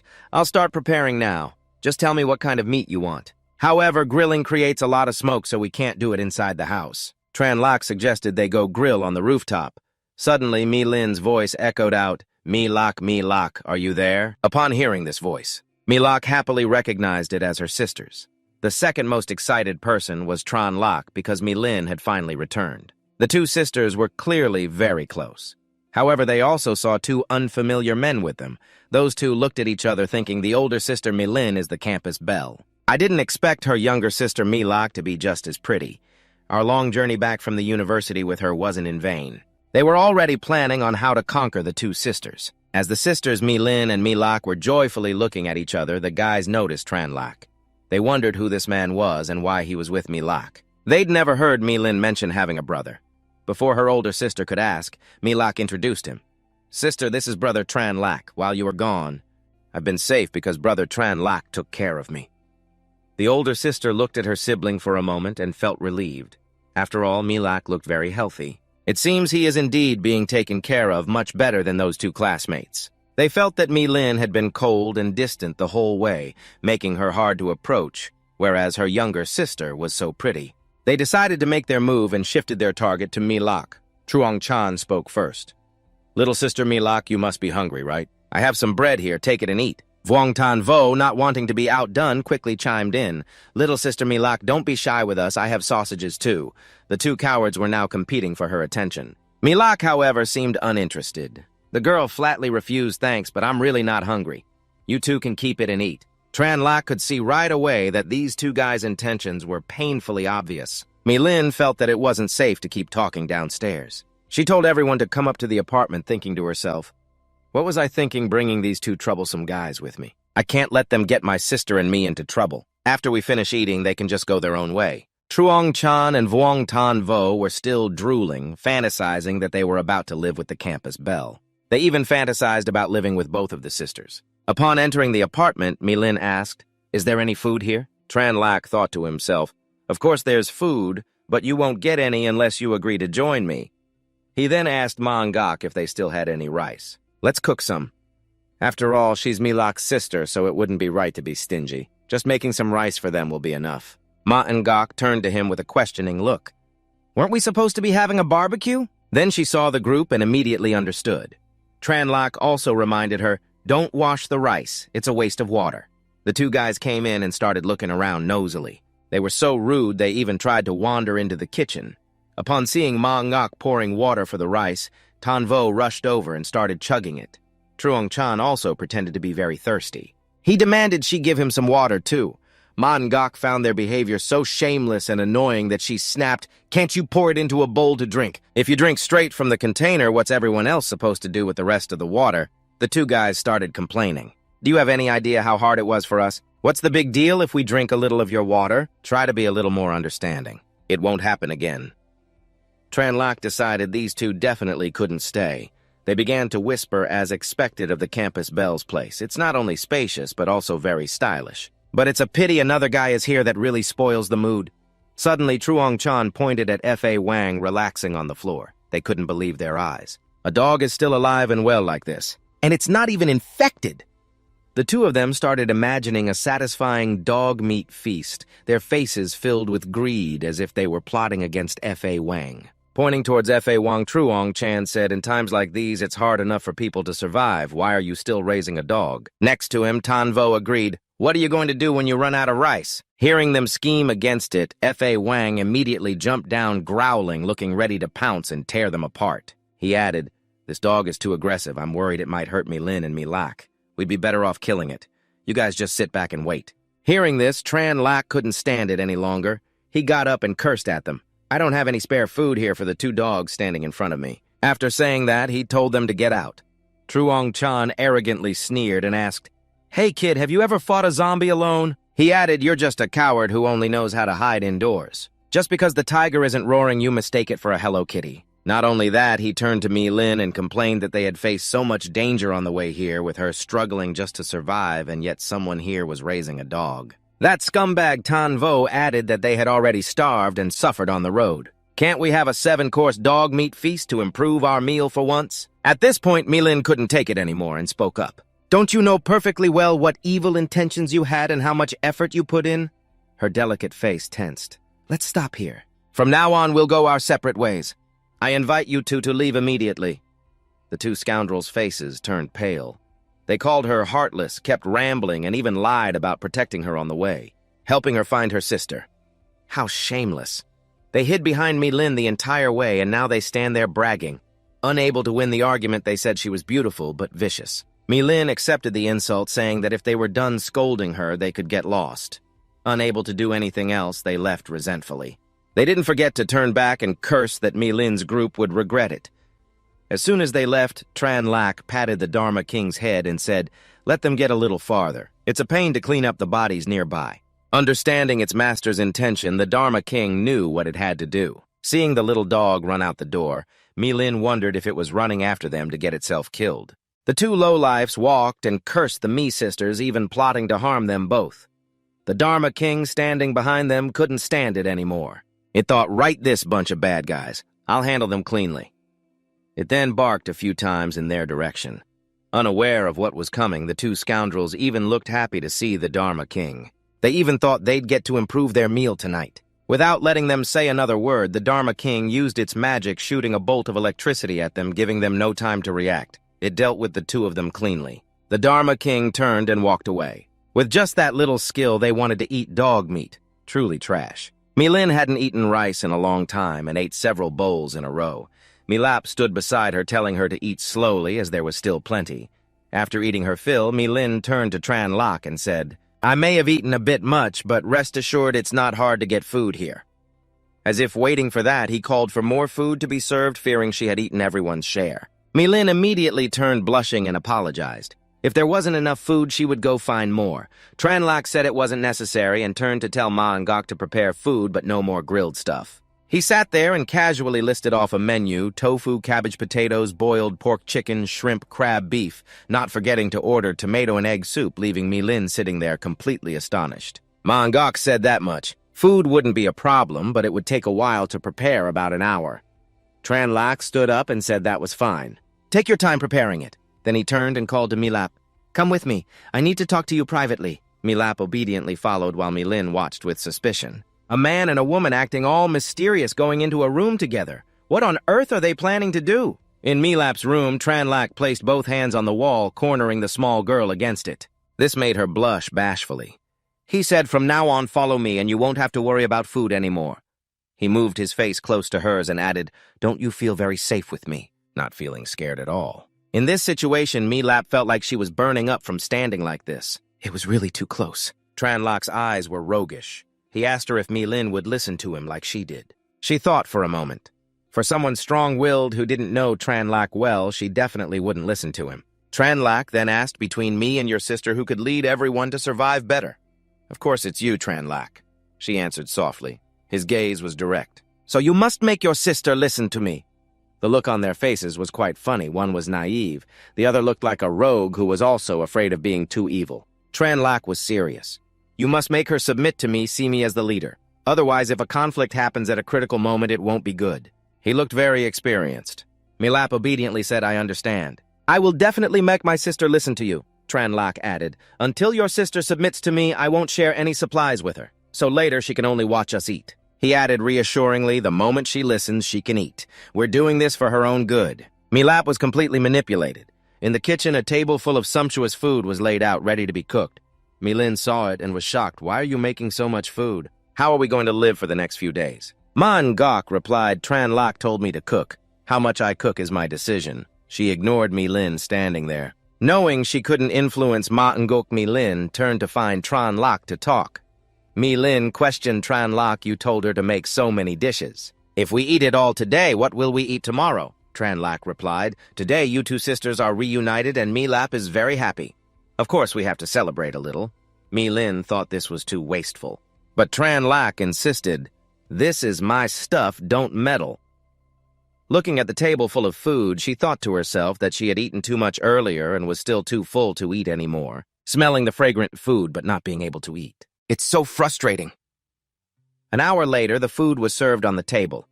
Milin wondered why there were only 4 bottles of water for 5 people. Is it not enough? If so, I won't drink soda. I'll just drink the soup. Everything was ready. Ma and Gok called everyone to eat. Sitting at the dining table, Tran Lok looked at Milin. "What are you doing sitting here?" Milin angrily replied, "What's the difference where I sit?" Milap sat beside her, not daring to make a sound because she had agreed with Tran Lok that this was for her sister's own good. Tran Lok's face remained stern. "We are eating. It's not quite appropriate for you to sit here. If you want to sit and watch us eat, then you can stay." Milin was startled and said loudly, "What do you mean? Is there no share for me here?" Hearing she couldn't eat, Milin was a bit shocked and sulky. He clearly said it was a feast to celebrate the two sisters' reunion, yet he wasn't letting her eat. Tran Lok laughed loudly. "It's true I said we're having a feast, but I never said you could eat with us. Besides, the 3 people with me are my people. That's why they get to eat the delicious food that I risked my life to bring back." Tran Lok turned and asked Milap, "Are you my person?" The young girl nodded. "Yes, I am your person." Tran Lok then turned to Ditru and Ma Ngok. It was obvious. One had gone through life and death with him, the other was a life-saving benefactor. Living with him, they didn't have to worry about food or clothing, living like kings. Why wouldn't they be his people? Even the dogs and cats have to claim their owner. In this house, only Milin is an outsider. He's really pushing it. Tranlax smiled smugly and dangerously. These are all people who have shared hardships with me. What they receive is what they deserve. He turned to Milin and asked who she was to have the right to eat with them. Unless you also show that you will listen to me and brave dangers together, then you can. Before Tranlax could finish, Milin, furious, said, "You want to humiliate me like this over a single meal." Slamming both hands on the table, she stood up and shouted, "Don't push me too far." Then she turned and walked away. "I, Milin, don't need your charity handouts," she thought to herself. What's one meal? There's definitely a scheme. Tranlax ignored her as she walked away. Tranlax continuously served food to everyone, intentionally speaking loudly to provoke Milin even more. Serving people was one thing, but he even served fish to Milap, making Milin even more furious. She was bitter, but could do nothing about it. The only thing she could do was go to her room. As she walked away, she still turned back to say loudly, "I'm going to my room." How could she stay in this house after being treated like this? As she opened the room door, she saw something that made her jump, and her face turned purple with anger. It turned out she saw the male lead's underwear and screamed loudly, "Milap, you've got some nerve, daring to let a man stay in my room." Peeking from outside, Milap said innocently, "I forgot to tell you, sister. While you were away for a few days, Brother Tranlax stayed in your room temporarily. But don't worry, he's very gentle and chivalrous. He didn't mess with anything, swallowing her anger out of consideration for him taking care of her sister. She would let him have this room." Milap added, "Brother Tranlax said we can shower as long as we don't let the raw water get into our mouths. If you feel uncomfortable, you can go take a shower." Milin nodded and told Milap to go back to eating. Taking off her clothes in the bathroom, she felt all alone in this house. In the steamy bathroom, Milin's incredibly alluring figure was revealed. Truly, the belle of the university, a real feast for the eyes. She thought to herself, did my little sister really sell me out for food? Even while showering, she couldn't stop thinking about what happened earlier. How could a small refrigerator hold so much food? Tranlax, go ahead and show off. We'll see who has the last laugh. After her shower, she put on a very sexy and alluring white bikini. Outside, Tranlax's voice could be heard speaking loudly. "Today after dinner, we'll have grapes for dessert." Hearing there were grapes, Milin wavered a little. After getting dressed, she wondered to herself how they could have so much fruit to eat. And it just had to be grapes, her favorite fruit. Wearing a sexy, flowing pink dress, she was fighting an internal battle, having not wanted to eat for days. The grapes are probably frozen, not fresh and tasty. I don't want them. Outside, everyone was happily eating grapes. Mei Ling looked out, called Mei La over, and said, "Mei La, come to my room with me." Chen Luo saw Mei Ling and thought she was truly worthy of being the school's beauty queen. She had the looks, the skills, and a really sexy body. It was enough to get anyone worked up. Chen Luo said provocatively, "Mei La, hurry up and come back soon. These grapes are very sweet. I'll save some for you." This made Mei Ling even more furious. Chen Luo then held up a bunch of grapes and ate them with the skin on just to be annoying. He deliberately did it right in front of Mei Ling. He's definitely doing this on purpose. As soon as they entered the room, Mei Ling grabbed Mei La's hands and pushed her onto the bed.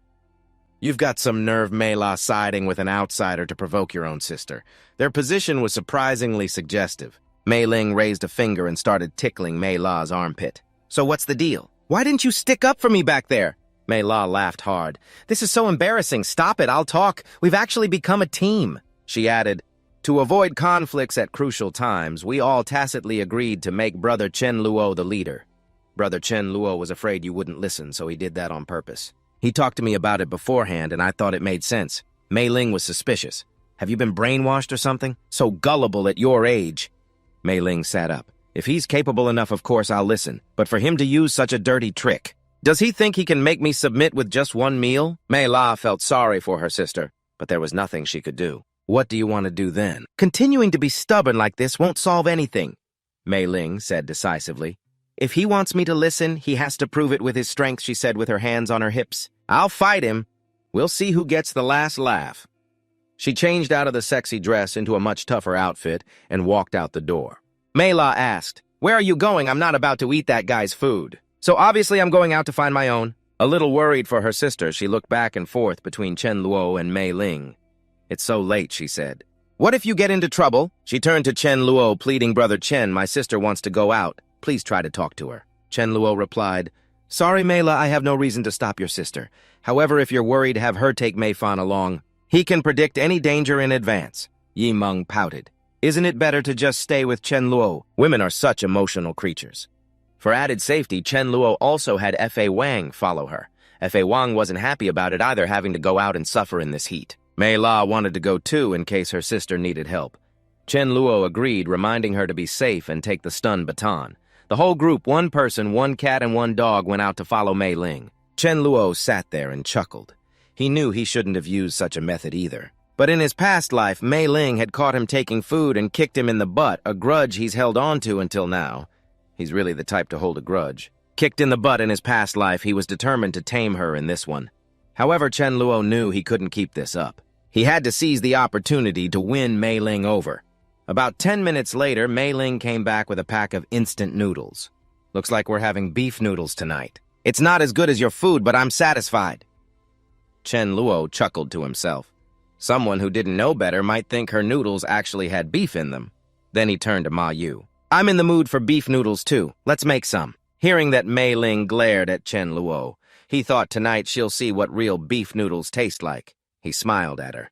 Mei Ling, don't be so hostile toward me. He then added, Let's talk.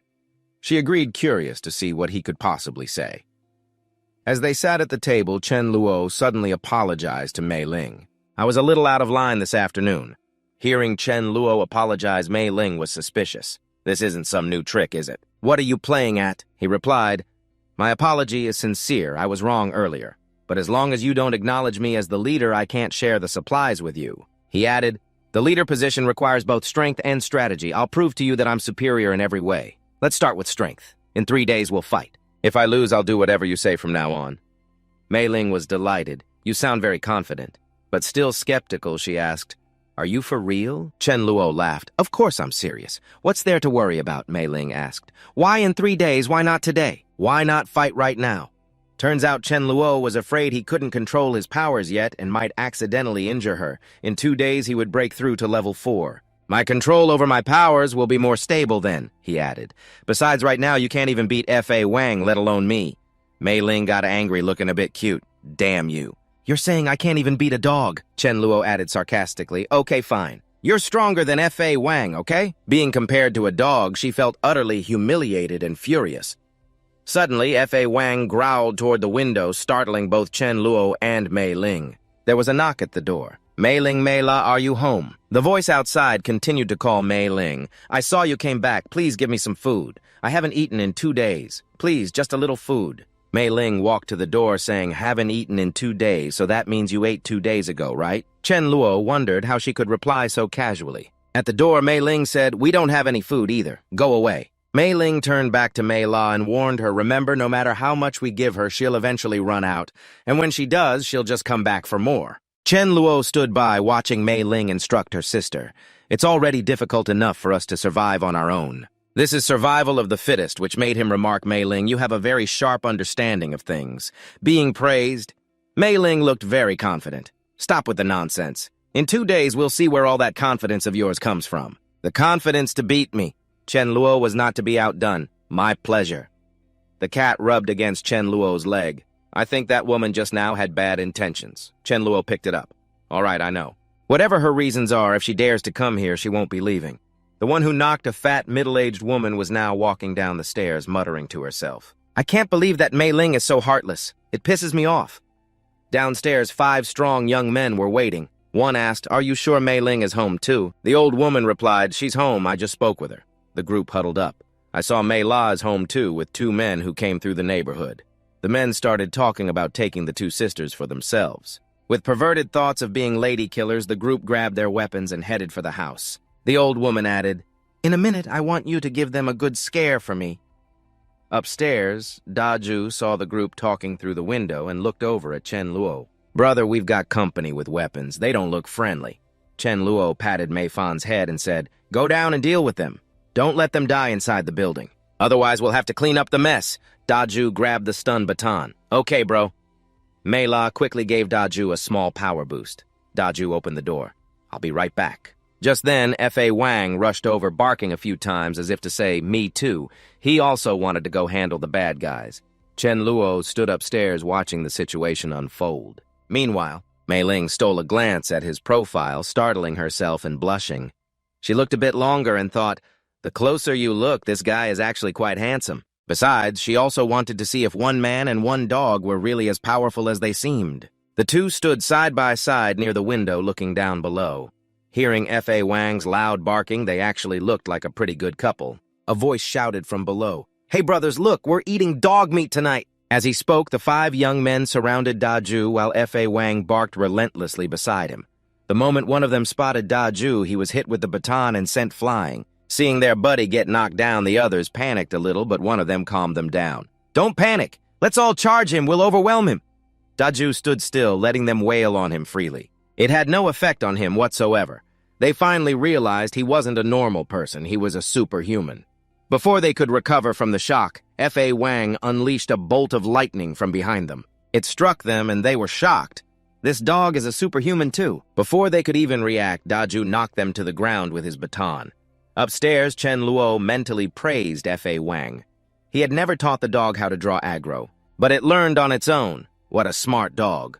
All 6 of them were defeated. Chen Luo said to Mei La, "Go pull the crystals from the center of their foreheads for me." The girl was a bit startled.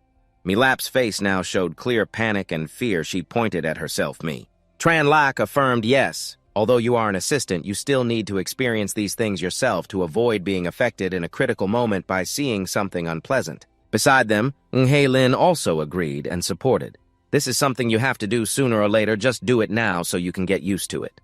Milap briefly thought, could this be revenge? For not defending me during the meal, handing Milap a small knife, Tran Lak said, "I'll go down with you." With Tran Lak accompanying her, Milap's fear subsided a bit. She started to feel more confident. The two went downstairs. Tran Lak told Ditru, "Let Milap do this." Holding the knife, Milap thought sobbed, "This afternoon, Tran Lak and I ganged up on my sister. Now my sister is ganging up on me with him." Milap whimpered, turning to the Dharma King for help. "How about you help me?" The Dharma King looked away smugly, pretending not to hear anything.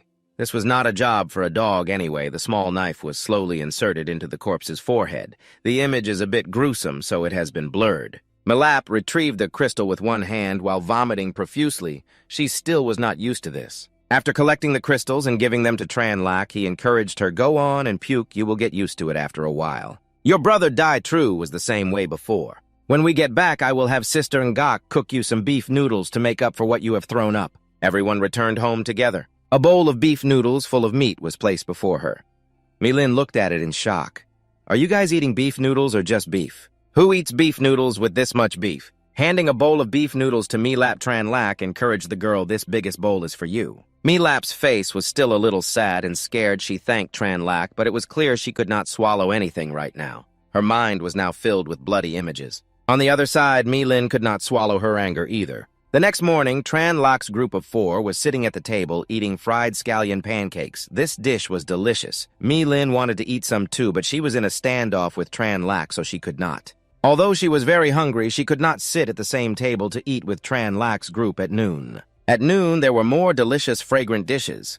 Milin sat there gnawing on a dry biscuit, thinking to herself, "Let us see what you guys eat next, as if I do not know how big my own refrigerator is." In the evening, she looked at the table full of 8 dishes and wondered why there was still so much food. "My refrigerator is so small. They have eaten 2 meals, it should be empty by now." Milin rushed to the refrigerator to check. Before her was a fridge packed with food, vegetables, meat, and fruits were all fully stocked, making her extremely puzzled. She immediately ran to Tran Lak and questioned him, "Why is the fridge full again? When did you go out? Even if you went out, you probably could not find such fresh food." Just then, Milap came out to explain to Milin, Sister Tran Lak is actually a spatial ability user. He can store food for several years, which made her gape in shock. At this, Milin got angry. "Why did not you tell me sooner?" Milap acted cute. "Sorry, sis, I forgot." She turned to Tran Lak anyway. "According to the rules, we will have a match in 2 days. If you lose, you will have to obediently listen to me," Tran Lak replied. "Rest assured, I will try my best to meet your demands. Besides, we might even be able to fight tomorrow." Milin was confident. She thought she would be the winner. And Tran Lak would have to kneel, call her sister, and offer her all the food. It seems Tran Lak was about to break through to level 4. At that point, he could use spatial walk. By then, not only would his protective abilities increase, but his strength would also change. Sitting in his room, Tran Lak was absorbing crystals. He was preparing to absorb the crystal of the leader rat. He began to absorb all the spiritual energy from the leader rat's crystal. It quickly entered his body, his brain lit up, then suddenly there was a click and a splitting headache. Small sparks of lightning appeared around him. Mi-Fan lying there was also startled, wondering if he was okay. Tranlac propped himself up with both hands. Small lightning sparks appeared all over his body. It seemed he had finally leveled up. He breathed a sigh of relief. Finally, level 4. Mi-Fan looked at the crystal covetously and meowed. The rat crystal was truly a treasure. More than half of its energy was still unconsumed. I have to put this away after saying that he told it to wait obediently inside while he went to test his new ability. The Dharma king who was guarding the door suddenly saw Tranlac appear out of thin air. It startled the dog. Tranlac turned to reassure it, "Do not be afraid, it is me." The Dharma king thought to itself, "I was guarding the door and you still scared me. You nearly scared the soul out of my body." Tranlac sat on the sofa hearing the noise. Milin came out and said, "Tranlac, did you deliberately make the dog bark in the middle of the night to disturb my sleep?" That really scared the dog to death. Tranlac chuckled lightly. "You think too highly of yourself. Let us eat first. After we eat, we will have our little match." Milin was startled. "Is not the match supposed to be tomorrow?" Milin was still a bit suspicious and said, "Before we fight, let us confirm one thing. As long as I win, you will listen to me, right?" Tranlac nodded. "Of course, it seems you are very confident. How about we add another condition?" He raised 3 fingers and said the distance of the fight. "We'll be within 20 meters in 3 seconds. I will make you lose convincingly. If I cannot do it, you win." Hearing this, Milin became a little angry. "I admit you are very strong, but 3 seconds are not you underestimating me too much." Tranlac smiled lightly. "I am not underestimating you. I am just very confident." Milin smirked. "Once the match starts, I will back away. I really do not believe he can touch me." She asked for the conditions of the match. Tranlac gave a sly, perverted smile and said, "It is very simple. You just have to bend over and let me kick your butt once." Milin was shocked. "So if you lose, I get to kick your butt once." "You can kick me to death. Kick me as many times as you want. Or if you have any other requests, I will grant them anyway. I will not lose," he thought to himself. Then they all went up to the building's rooftop. Tranlac and Milin stood 20 meters apart. He said, "If there are no other objections, let us begin." On the side were 3 spectators and referees. Milap Mangok and Ditru Milin immediately backed away, thinking, "I do not believe I cannot stall for just 3 seconds." Suddenly, Milin's eyes widened. Where did Tranlac go? She clearly had not taken her eyes off him, so how did he disappear? Milin quickly looked around, but still could not see him. Suddenly appearing from behind, Tranlac grabbed her shoulders with both hands, startling her immensely. It all happened in the blink of an eye. She quickly grabbed his arm, intending to throw him forward, but Tranlac stood there, smiling gently while Milin was frozen in place. He breathed softly on her shoulder. "Milin, you lost." She blushed and let go of Tranlac's arm. That is right, if Tranlac had used a sharp dagger instead of his hands, just now she would have been dead. Milin said with a cold face, "I lost." She thought to herself, "What should I do now? Do I have to bend over and let him kick my butt now?" Tranlac turned to Milin and said, "Let us go downstairs and eat first. You should come too," facing her. Tranlac smiled and said, "I was wrong about what happened 2 days ago. But from now on, we are on the same team. We are all comrades. We should get along down at the dining table." Mangok brought out a tray full of delicious buns and said to Milin, "Do not be shy. If that is not enough, there is more. I will make you a bowl of spicy soup."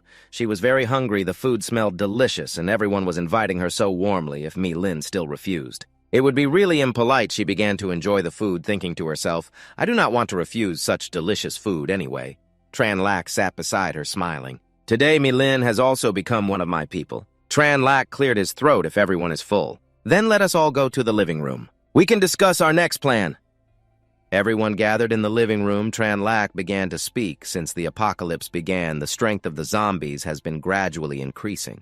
Now, the only way to deal with them is to unite, he continued. It will become harder and harder to get supplies. For a single person to get food from zombies is a near-death experience. Therefore, the trend is for people to gather into teams or form settlements to survive, although Tranlac's team is very strong if they encounter a team of over 100 people. Even if they win, there will be casualties. This is something he cannot accept. If they joined another team with his personality, he could not submit to others. Moreover, Milin and Milap are so beautiful. What if others wanted to take them? Hearing that Milin reacted fiercely, "Whoever dares to have such ideas about me and my sister, I will beat them to death because of this." The 5 of them could not join someone else's team, and they could not let others bully them. Tranlac decided, "We will form our own team. The more people in the team, the better. Of course, we cannot just accept anyone." Hearing this, Milak agreed. "Brother Tranlac is right. Let's form our own team." Daju beside her also agreed. "We'll all listen to Brother Tranlac." Professor Tran Lak began to analyze. The central area has too many zombies, so ordinary people will choose to flee to the suburbs. It won't be long before many people establish bases. They'll gather into bases on the city's outskirts. Milin finally spoke up, admitting she hadn't thought that far ahead. She nodded in agreement.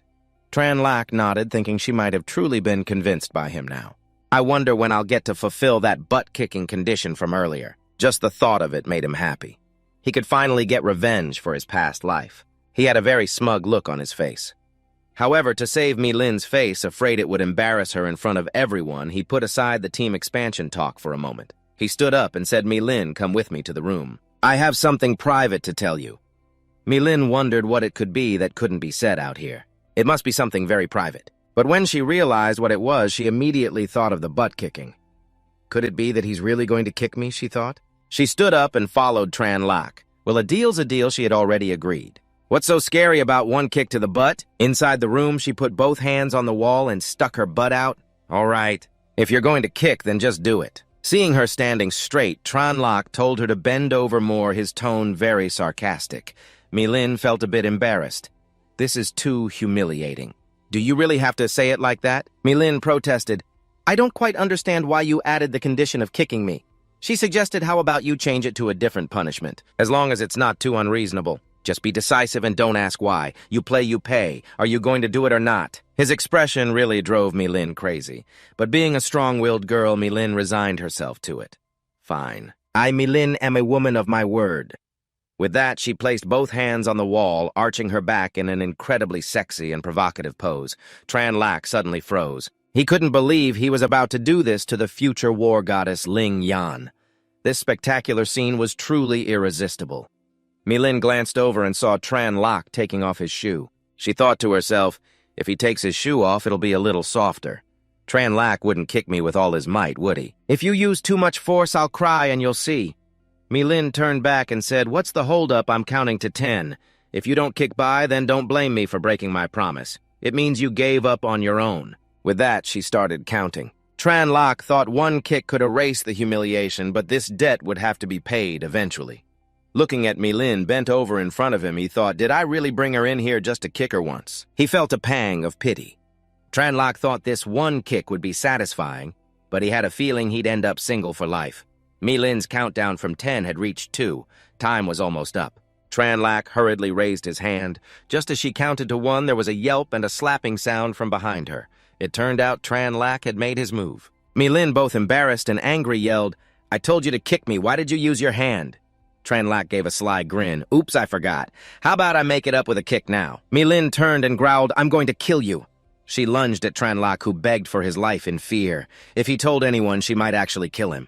He hurried out, not forgetting to turn back and appease Milin. At noon, I'll ask Sister Ngok to cook some of your favorite dishes to celebrate you officially joining the team. Milin suddenly blushed. That's not right. He never asked what I like to eat.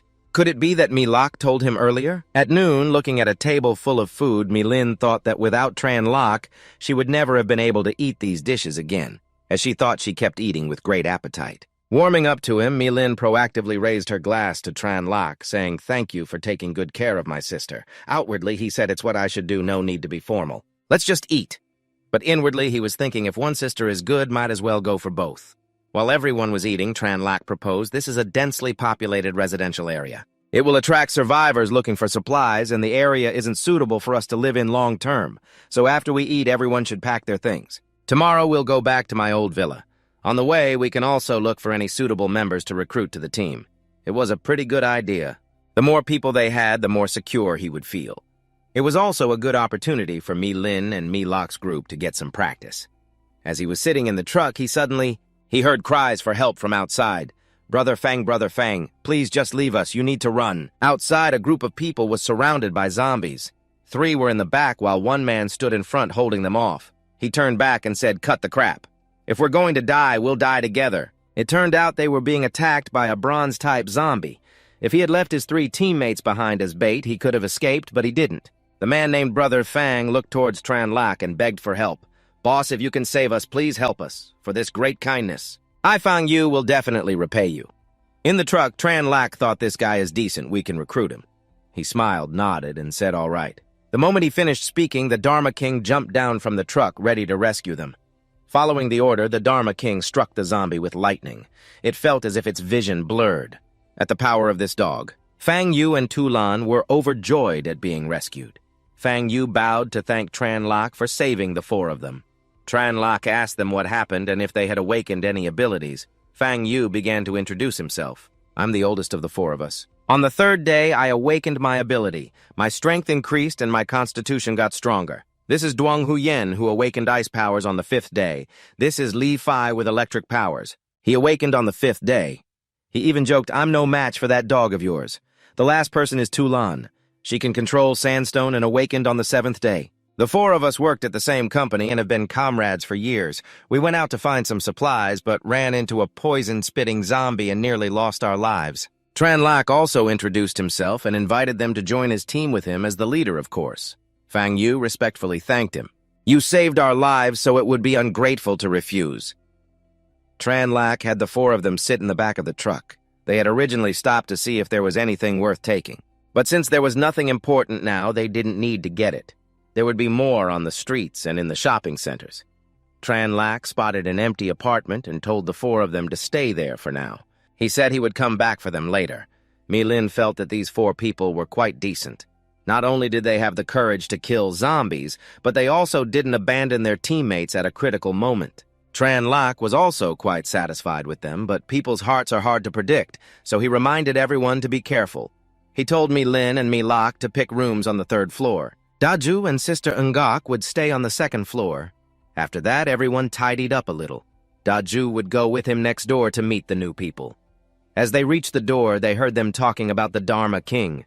Even the four of us combined couldn't take it on. Tran Lak walked over, cleared his throat, and asked if they knew how to cook. He smiled and gave them a bag of food to use for the time being. Having just saved their lives and now giving them supplies, he felt a bit hesitant. Fang Yu refused telling him to keep it. We'll go find some ourselves later. Tran Lak said kindly, don't be so polite. You can consider yourselves with me now. Giving them some food is nothing. After eating, get some rest. In the afternoon, we'll organize the supplies from the villa area for centralized management. He had already thought it through. Only after they become core members will they get to eat meat. He told Daju to give them a walkie-talkie to make contact easier. Tran Lak said he planned to settle here for the long term. So this afternoon, I'll take the team to check out the villa area. Since you're injured, you should rest first. If anything comes up, contact us on the walkie-talkie. On the way back, Milin, who was with him, complained, why didn't you go with Daju? I'm not comfortable leaving Milak with the other group. Hearing a sound, he pulled her into a thicket of trees. Be quiet and watch. A bus pulled over and a person with flowing white hair appeared. It was Mu Tien Ka. Seeing her, he remembered he had forgotten about a subordinate like her. Mu Tien Ka was the CEO and head designer of a famous clothing design company. Unfortunately, she had an extremely twisted personality. He remembered from his past life. After the apocalypse, she and his subordinates established a shelter for female survivors. It should have been a good thing, but she never allowed any of her members to fall in love or be affectionate. If caught, they would be severely punished. But who doesn't have basic human desires? Besides, she herself was someone who would later try to win Milin's favor. She even died for Milin's sake. After Milin became the new leader, she gradually loosened the rules, allowing male survivors to join. Mu Tien Ka probably brought her subordinates here to gather supplies. It seems that due to my influence, Milin and Tien Ka are going to meet earlier than they were supposed to. He glanced at Milin, thinking it would be good for them to get along. When Milin noticed his suggestive look, he pretended it was nothing. It seemed he also recognized someone else, Thu Van. The woman standing behind Mu Tien Ka is a very strong ice ability user. Too bad she died so early in the last life. Just like in the last life, Mu Tien Ka went to talk to Milin first. Milin was not very interested, so she replied perfunctorily.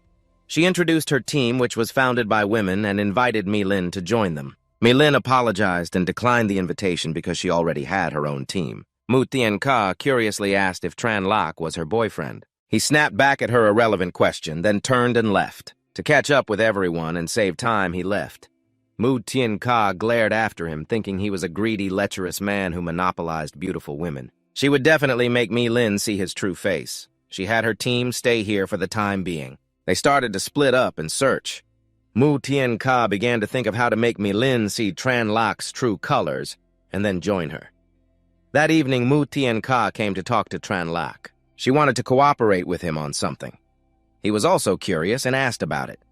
3 miles to the east, there is a shopping mall with a lot of supplies, if they could get the supplies there. The food would be enough for a year, and the daily necessities would be enough for more than 10 years, but there are also many zombies there, so she was not sure of the success rate. She wanted to partner with him. After it was done, he would get 30% and she would get 70%. After all, her side had more people, so naturally they would put in more effort. He remembered that shopping mall. That was where he and Milap encountered the mutant zombie. He had already taken all the supplies inside. Knowing this in advance, Tran Lak immediately refused, saying he was a coward. There were at least a few hundred zombies inside, and he did not dare to go. Mutien Ka showed her disgust, thinking that if he was a coward, he should just go. Why even bother trying to hide it, you useless man? Why would Milin choose to join his team? Tran Lak waved goodbye to her. In fact, she wanted to play a trick at the shopping mall to expose his wickedness during a crisis and get rid of him. But the fish did not take the bait. With no other choice, she thought of asking someone for help. Tran Lak watched her, knowing she wanted to get rid of him just to be with Milin. In his past life, he had not realized Mutien Ka was so vicious. He originally did not want to move against her, but since she had bad intentions first, he would find someone to get rid of her. Seeing the Dharma King, he knew what he had to do. Who would be on guard against a dog? The next morning, Mutien Ka went to find Quang Pong, politely calling him Brother Fong. He did not dare to accept the title, just asking her to call him by his real name, Quang Pong. Outwardly, she was polite, but inwardly, she was cursing this stinky delivery guy. If it were not for Milin, she would never have sought him out. However, the wind ability he awakened was truly powerful. Today, she came to ask him for a favor. She wanted him to use the wind to lead zombies to Tran Lak's place. She wanted to teach that scumbag a lesson. Quang Pong was obedient and immediately agreed to help Miss Mu because he also hated scumbags. But more importantly, there had to be benefits for him after it was done. Mutien Ka knew exactly what he wanted. After they succeeded, she would let him join her team. He smiled and agreed to the deal. In truth, he also wanted to be a scumbag, but his strength did not allow it. He also hoped to be near Vuong Lin in Mutien Ca's team. He remembered Ditru working as a guard for that villa area. He could not find him last time, so he had to find Dai Luke this time. According to the plan, Quang Pong led the zombies straight to Tran Lak's villa. His heart was wicked, but his mouth said, "Sorry, scumbag brother." Suddenly, Tran Lak and Dai Luke appeared in front of him. Quang Pong was extremely surprised to see Dai Luke with Tran Lak. The Dharma King saw a bad guy and viciously pounced, but luckily, Tran Lak stopped it. The situation was very awkward for him. On one side was a friend, on the other was her squad. He could not harm his friends just to join a women's squad. Friendship won. Quang Pong led the horde of zombies away from there. Tran Lak recognized Quang Pong. In their previous life, they were considered friends. He helped them lure zombies to buy time to gather supplies. Unfortunately, his method was a double-edged sword. After just a few days, he was torn apart by zombies. His death in the previous life was truly tragic. After returning, he greeted Dai Thu and apologized for the zombies just now. It had scared him. Dai Thu also happily greeted him, knowing he would not lead zombies to harm him. Tran Lak, however, knew better and asked if Mutien Ka told you to lead the zombies over here. Quang Pong was surprised that he knew this and suspected that he was that scumbag. Tran Lak asked if anyone else knew about him leading the zombies over. Quang Pong honestly told him that she wanted to punish a scumbag and would appear at a critical moment. He was speechless at his foolishness. A piercing scream echoed. This roar was from a level 5 zombie that had mutated. From a distance, a bus approached. Mutien Ka continued to accelerate towards the zombies, confident she would rescue Milin and win her heart. The bus crashed straight into the zombie horde. Some managed to dodge in time. The zombie also began to use its skills. It spat fire at the two girls. The fire began to grow larger and more dangerously. There was a gas tank on the bus. Mutien Ka stopped the bus and told everyone to run. She reassured the girls not to panic. She wanted to use the fire to burn them to death and told everyone to charge forward. The zombie also picked up a sword and advanced to fight. It kept targeting Mutien Ka. She was confused why it kept rushing at her. She grabbed the other woman's shoulder. She quickly pulled the woman in front of her to block the zombie's attack. Tran Lak watched from the outside. She really brought this upon herself. He wanted to take the opportunity to collect the mutant's crystal. It would have a lot of energy.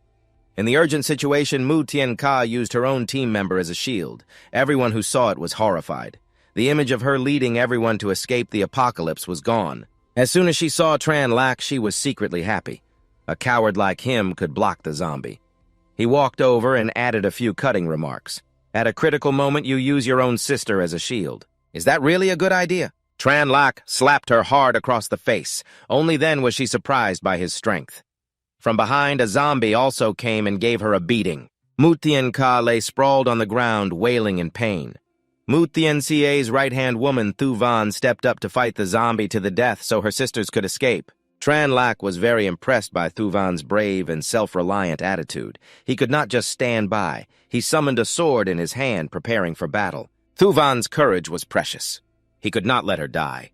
The zombie attacked Tran Lak with fire. His figure vanished in a flash. He suddenly appeared behind the zombie and sent it on its way.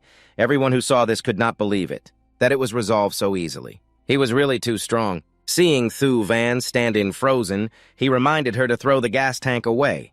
If it exploded, they would be done for. Just as she threw it into the air, it exploded.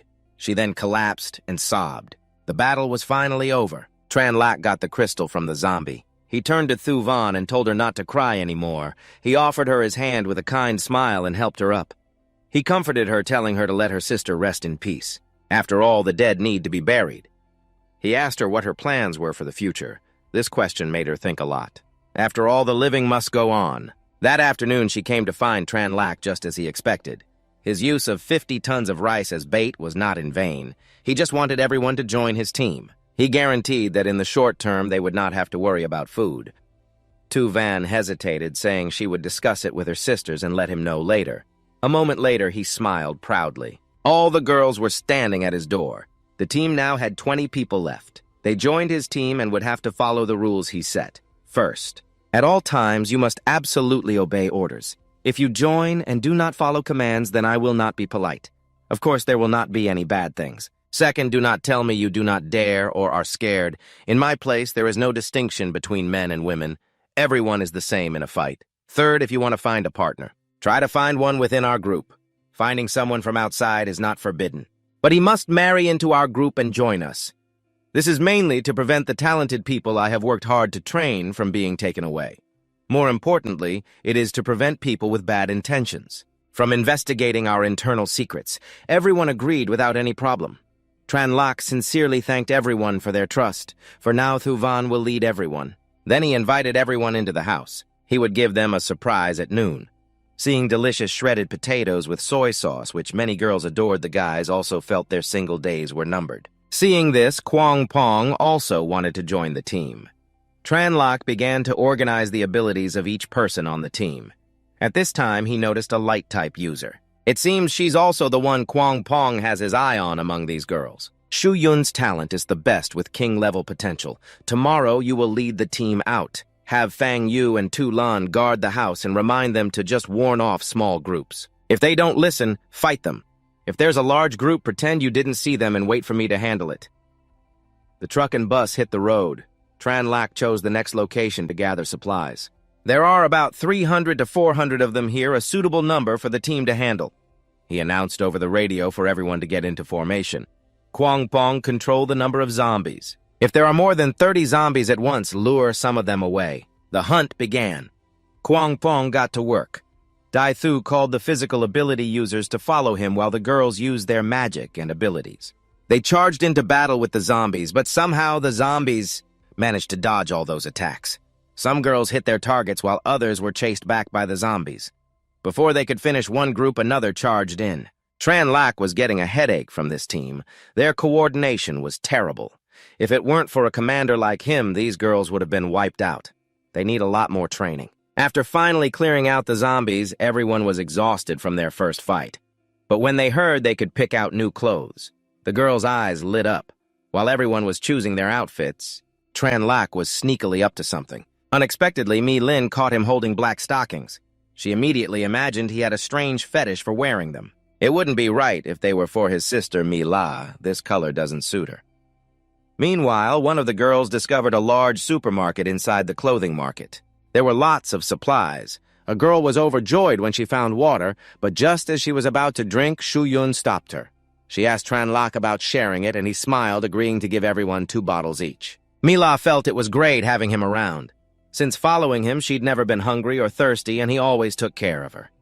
There was something she had been wanting to say for a long time. She was determined to confess her feelings to him tonight. That evening, while Tran Lak was in his room, Mila came and knocked on his door. This made Tran Lak start having some wicked thoughts. She started talking to him about that afternoon.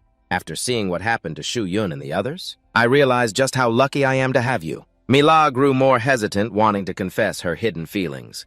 She clasped her hands, looked at him with affectionate eyes, and asked to be his girlfriend. Tran Lak had been waiting for this moment for a long time and immediately agreed. Happiness came so suddenly that Mila wasn't ready. Tran Lak looked at her captivatingly and confessed his feelings. In this situation, no one knows how long we have to live. We have today, but not necessarily tomorrow. He wanted to speed things up. His sweet words convinced her, and he began to make his move. Mila wrapped her arms around his neck. Just as they were about to act, Tran Lak saw something. They both looked in the same direction and saw the little cat, Mifan, was still in the room. So he tossed her out without a second thought. The poor thing looked completely bewildered. The cat was furious, cursing him under its breath. Milin went outside and saw Mifan scratching the door. Mifan tattled that Tran Lak was bullying Mila inside, even adding that Mila was very uncomfortable. He must have been afraid I'd help Mila, so he threw me out. She wanted to go in to check on the situation, but the Dharma king barked, blocking her way. Before she could even knock, she heard intimate sounds from inside. She hesitated. Mila was a willing participant, so what could she do even if she barged in? She had no choice but to let the wolf have her little sister. It was bound to happen sooner or later, so she turned away. After a passionate night, Tran Lak was in a great mood. He even asked Sister Ngok to fry 2 eggs and prepare 10 kilos of pork for the team. Sister Ngok wondered where Mila was. Just then, Milin walked over and blurted out, maybe she was taken advantage of by someone. The older sister really sees through everything. Sister Ngok went to fry the eggs, wondering how he would handle Milin. Mifan was still angry about last night and refused to eat. It warned with a stern look that its anger has very serious consequences, so serious that a single dried fish wouldn't be enough to calm it down. Even 10 of them won't do. They finally settled on 20 fish for it to forgive him. Tran Lak said he could hold it during the day, but at night it had to sleep alone. After all, he was a taken man now. He couldn't sleep with it anymore, and it shouldn't even dream of sleeping with Mila. At lunch, everyone gathered for a meal to celebrate the special happy day. He raised his glass, inviting everyone to eat. Everyone raised their glasses, thanking their amazing captain. Outside, a passing car caught the scent of braised pork from inside. Li Hui found the aroma irresistible and wanted to eat, but her brother reminded her of their urgent need to find drinking water. While the group was eating, the 2 siblings approached. The man asked to trade food for clean water. Tran Lak happily agreed and told Shu Yun to give them 2 bottles of mineral water. They traded instant noodles and sausages for the water and thanked her. As Li Ming was about to leave, his sister asked if everyone here was part of the same team. She wanted to join Tran Lak's team. To prove they were qualified, Tran Lak gave them a task: kill 10 zombies. You can use weapons, but not external help like a car. You also have to retrieve the crystals from their heads. After hearing the terms, the 2 left to complete the task. Tran Lak hoped the 2 wouldn't disappoint him. Li Hui realized the crystal's existence wasn't a secret, and Li Ming commented that there are a lot of smart people around. Besides, a team that can afford to eat so much meat is not to be underestimated. Although Tran Lak only asked for 10 zombies, he decided to kill 20, to further prove his worth. An hour later, they returned, completed the task, and successfully joined the team. Li Ming introduced himself as a warrior, and his sister Li Hui was a dancer. Tran Lak was curious about what a dancer could do. She gave him a little demonstration. Seeing it, he was overjoyed. It was a dark-type ability, when she levels up, whether for curses, summoning spirits, or attacks. It would be a huge help to the whole team. He asked Sister Ngok to cook more braised pork for the 2 newcomers. It was a day of celebration, so everyone got some.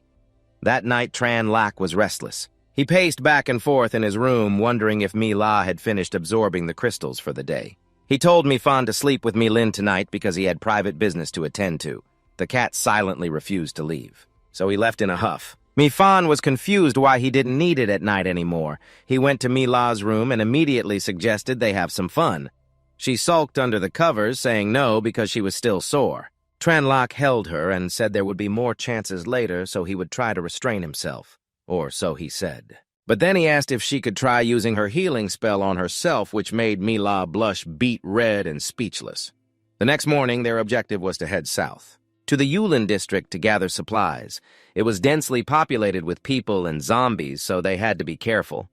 Tran Lak told everyone not to worry, they would just use the vehicles to handle any trailing zombies. Then get out and clear a path. Elemental users attack everyone else, guard the front. Quang Fong try to control the zombie numbers. Let's get to it. Quang Pong lured the zombies away. Shu Yun commanded everyone to prepare to attack their targets. The people on the vehicles aimed at the zombies as ordered. Their firepower was quite impressive, their magic much stronger than before. They worked together to toss the smaller cars to the other side of the road. Inside, Tran Lak watched the team while holding Mi Fan. While scratching Mi Fan's back, he heard it scold. "Don't be so rough, it still hurts." It was the exact same thing Mi La had said last night, which made his jaw drop. He asked it where it had learned that. It replied, "You told me not to watch, but you never said I couldn't listen." So yesterday it jumped onto Mi La's balcony to eavesdrop and nearly fell. He threatened it for knowing too much. "Watch out or I might have to silence this cat for good." 30 minutes later in the Yulin district, Tran Lak told everyone to grab a weapon and prepare to kill zombies. Mi La saw the many stores and figured there would be good loot. He split them into 4 teams to search the shops, forbidding anyone from going alone. Any supplies found were to be taken directly to the truck. Everyone eagerly gathered rice noodles, oil, and meat. Someone discovered a nearby supermarket that hadn't been looted. Milin thought that in such a large supermarket, she might find what she was looking for. Shu Yun saw her rummaging around secretively in a corner and asked what she was up to. Oh, she was getting ultra-thin condoms. Shu Yun's face turned beet red. She thought Milin wanted to use them with Tran Lak, assuming they were intimate. Milin explained it was just a misunderstanding, but Shu Yun had already changed the subject and walked away. In reality, Milin had gotten them out of concern for Mi La. On Tran Lak's side, he felt someone watching him. When he turned around, he saw many survivors. One of the aunties saw that he was a kind-hearted person, so she asked for a watermelon, followed by flattery from the people upstairs asking for food, which stunned him. He cursed these shameless people in his mind. He said his leg hurt and he could not carry it upstairs. Then he was scolded for not respecting the old and loving the young. They made a scene calling everyone to see Tran Lak taking their supplies. They were wary and did not come down because they were afraid of zombies. When they saw his team finish off the zombies, they ran down to stop him from taking their supplies. They walked towards Tran Lak holding all kinds of weapons. They even wanted to call Tran Quang's group, but unfortunately that group had already turned on them. An auntie stepped forward, calling them thieves and robbers, her scolding getting more intense. "So young yet uneducated, your elders at home did not teach you well?" Tran Lak asked this group of shameless old people. "Is this place your home?" The bald old man said it was his younger brother's supermarket now that his brother was gone. It was his. He told him to leave the truck and go back where he came from, that uncle. The leader drove the truck into their neighborhood. Tran Lak approached and told them to get lost. The bald old man challenged Tran Lak to hit him. "If you dare to hit me, I will just lie on the ground and not get up." Tran Lak had never seen anyone make such a request in his life. He slapped the old man right in the face, fulfilling his wish. The old man fell to the ground. Everyone gathered to see old Lee not moving, but they were used to his scams, so they clicked their tongues in praise. Tran Lak just looked at the thoughtless crowd. If he did not kill the chicken, to scare the monkeys, this crowd would not disperse. The auntie then realized old Lee was not okay and threatened that she knew magic. The other man also struck a martial arts pose, saying he knew magic. He had learned Tai Chi with just one move that made the ground explode. The two of them were scared and ran for their lives. At this moment, Tran Quang appeared with his brothers. Tran Lak looked at him, feeling he was familiar because in his past life, when he was weak, he had clashed with him. Tran Quang smiled and said that old Lee always scolded them, but they let it go out of neighborly respect. He did not expect him to die at your hands this time. Tran Quang came to make friends and ask for his help. The two shook hands to get acquainted. Tran Lak happily asked what help he needed. Tran Quang's team had nearly 1,000 households with abundant supplies, and many supplies were still uncollected. But 2 days ago, a zombie dog that looked like a husky suddenly appeared. It knew lightning magic, ran very fast, and had some intelligence. It would attack when their group was small and run away when there were many people, making it hard to deal with. One of their teammates was killed by it. They found where it lived, but did not have enough people. Seeing that Tran Lak's group was not small, they asked for his help to kill it. Tran Lak asked about the reward. Tran Quang said the reward was 150 kilograms of rice and 5 barrels of water. Mi-Fan came and rubbed against his leg, knowing these people had no ill intentions. Tranlok hugged it and followed its lead. He told everyone to continue moving the supplies while he went inside to investigate with F.A. Wang and Mi-Fan Tran. Kwang was worried seeing him go alone, but Tranlok said he had a dog behind him. Kwang was puzzled that during a disaster, Tranlok still kept 2 pets and even brought a group of girls. Mi-La offered to go with him. Tranlok affectionately handed Mi-Fan to her. He told her to be good and wait here for his return. Tran Kwang felt jealous watching their public display of affection. The two started moving normally. The zombie would be in this flower garden. He asked Tranlok how to deal with the zombie. He looked at F.A. Wang and smiled. The method was very simple: to use a dog to control it. Tran Kwang felt that letting a pet go like that was too dangerous, but he did not know. Its talent surpassed many people. Looking at F.A. Wang, he secretly praised its intelligence. Soon, the group entered a house. Standing in front of the house, a strong smell of blood spread outside when the door opened. F.A. Wang barked loudly and charged. It ran quickly towards the zombie dog, both agile and flexible. It dodged all the zombie dog's attacks. Its speed was surprisingly fast when F.A. Wang attacked with its Thundertail sweep move. It was unexpected. F.A. Wang could even unexpectedly learn a new skill. That zombie was quickly defeated. The battle was over. Tranlok smiled, announced the cooperation was over, and asked for the supplies. As they had agreed, everything was resolved. To his amazement, he realized Tranlok's formidable strength. He wanted to cooperate with him. He confidently shared that each of them had killed at least 10 zombies, were daring and brave and very reliable. Moreover, they had plenty of supplies. Eating for half a year would not be a problem. Tranlok confidently told him that he alone could easily kill all of them. Tran Kwang also expressed. That was also the reason for choosing to cooperate with him. The strong do not team up with the strong. Only the weak rely on the strong. Tranlok temporarily accepted his joining. But everything had to follow his orders. At this moment, one of Tran Kwang's disciples ran over to report that Truong Luong had been injured by zombies. They were also shooting fireballs, causing many to flee. Seeing this, Tranlok also called Mi-La to follow him. Tran Kwang worriedly asked Tranlok to find a way to treat him. Just a glance was enough for them to understand each other. Mi-La used a healing spell to save him. The miraculous magic saved his life. Tranlok still told Tran Kwang to consider joining the team. Then he and Mi-La left. Tran Kwang asked his team members for their opinion on cooperating with Tranlok after considering the benefits. The whole team agreed to join, so the decision was unanimous. He led the entire team to join. Tranlok welcomed all the new members who had joined the group. So he told everyone to move to his place that night. Scene change at a villa. A group of people went crazy and beat someone up because they could not stay in the villa. Unfortunately, there were not many supplies, so they continued searching in other villas. Tulan and Puang Vu, standing aside, observed them preparing to enter Tranlok's house. Tulan wanted to pretend she did not see and leave. But Puang Vu refused to stand by and watch their things get stolen, so the two of them decided to say something. If they did not listen, they would act and then run to buy time until Tranlok returned. Tulan suddenly saw a convoy returning. It was Tranlok's convoy entering the neighborhood from the gate. From a distance, he saw many cars and guessed that some survivors had entered the villa area. Not only that they even came to his gate, that group was surprised to see so many women among the people. Tranlok recognized the green tea girl Tran Tin, who was seeking to rely on Lu Tik. That hooligan saw the truck had supplies and immediately demanded half without hesitation. Big brother Lu Tik gave him a slap. He disciplined his shameless underling. What he was interested in now were the two beautiful women in front of him pretending to be a decent person. He told his brothers to leave. In Tranlok's memory, he was a poison-type ability user no matter what. He could not let him release his poison gas, or it would be like a skunk's fart, both stinky and toxic, nauseating for days. Mi-Fan beside him reminded him that this group was full of ill intentions. The underling asked him why he let it go so easily. He immediately got a knock on the head. In fact, he was planning to sneak attack Tranlok before the underling could praise him. An explosion right at his head made him scream in panic. Tranlok was not that easy to let go of. He used magic to deal with all of them. He would not do something stupid like waiting for them to act before counterattacking, since he already knew they were a threat to him. Then do not even think about leaving. He remembered from his past life that a portion of the zombies would evolve to level 1. Before they evolved, he had to move Tran Kwang's supplies back. At this time, there was a knock on the door outside on the 3rd floor. There were only him, Mi-La, and Milin, just as he thought Mi-La had come to find him. He excitedly went to open the door, only to see Milin. Milin stuffed something into his hand that everyone knows what it is. When he opened it, he was shocked to see a bag full of condoms. She blushed and said she only did this because of Mila. She was worried that Mila was still young and had to wait another 2 years. If he intended to become a father, then she was just meddling after saying that she quickly turned and ran away.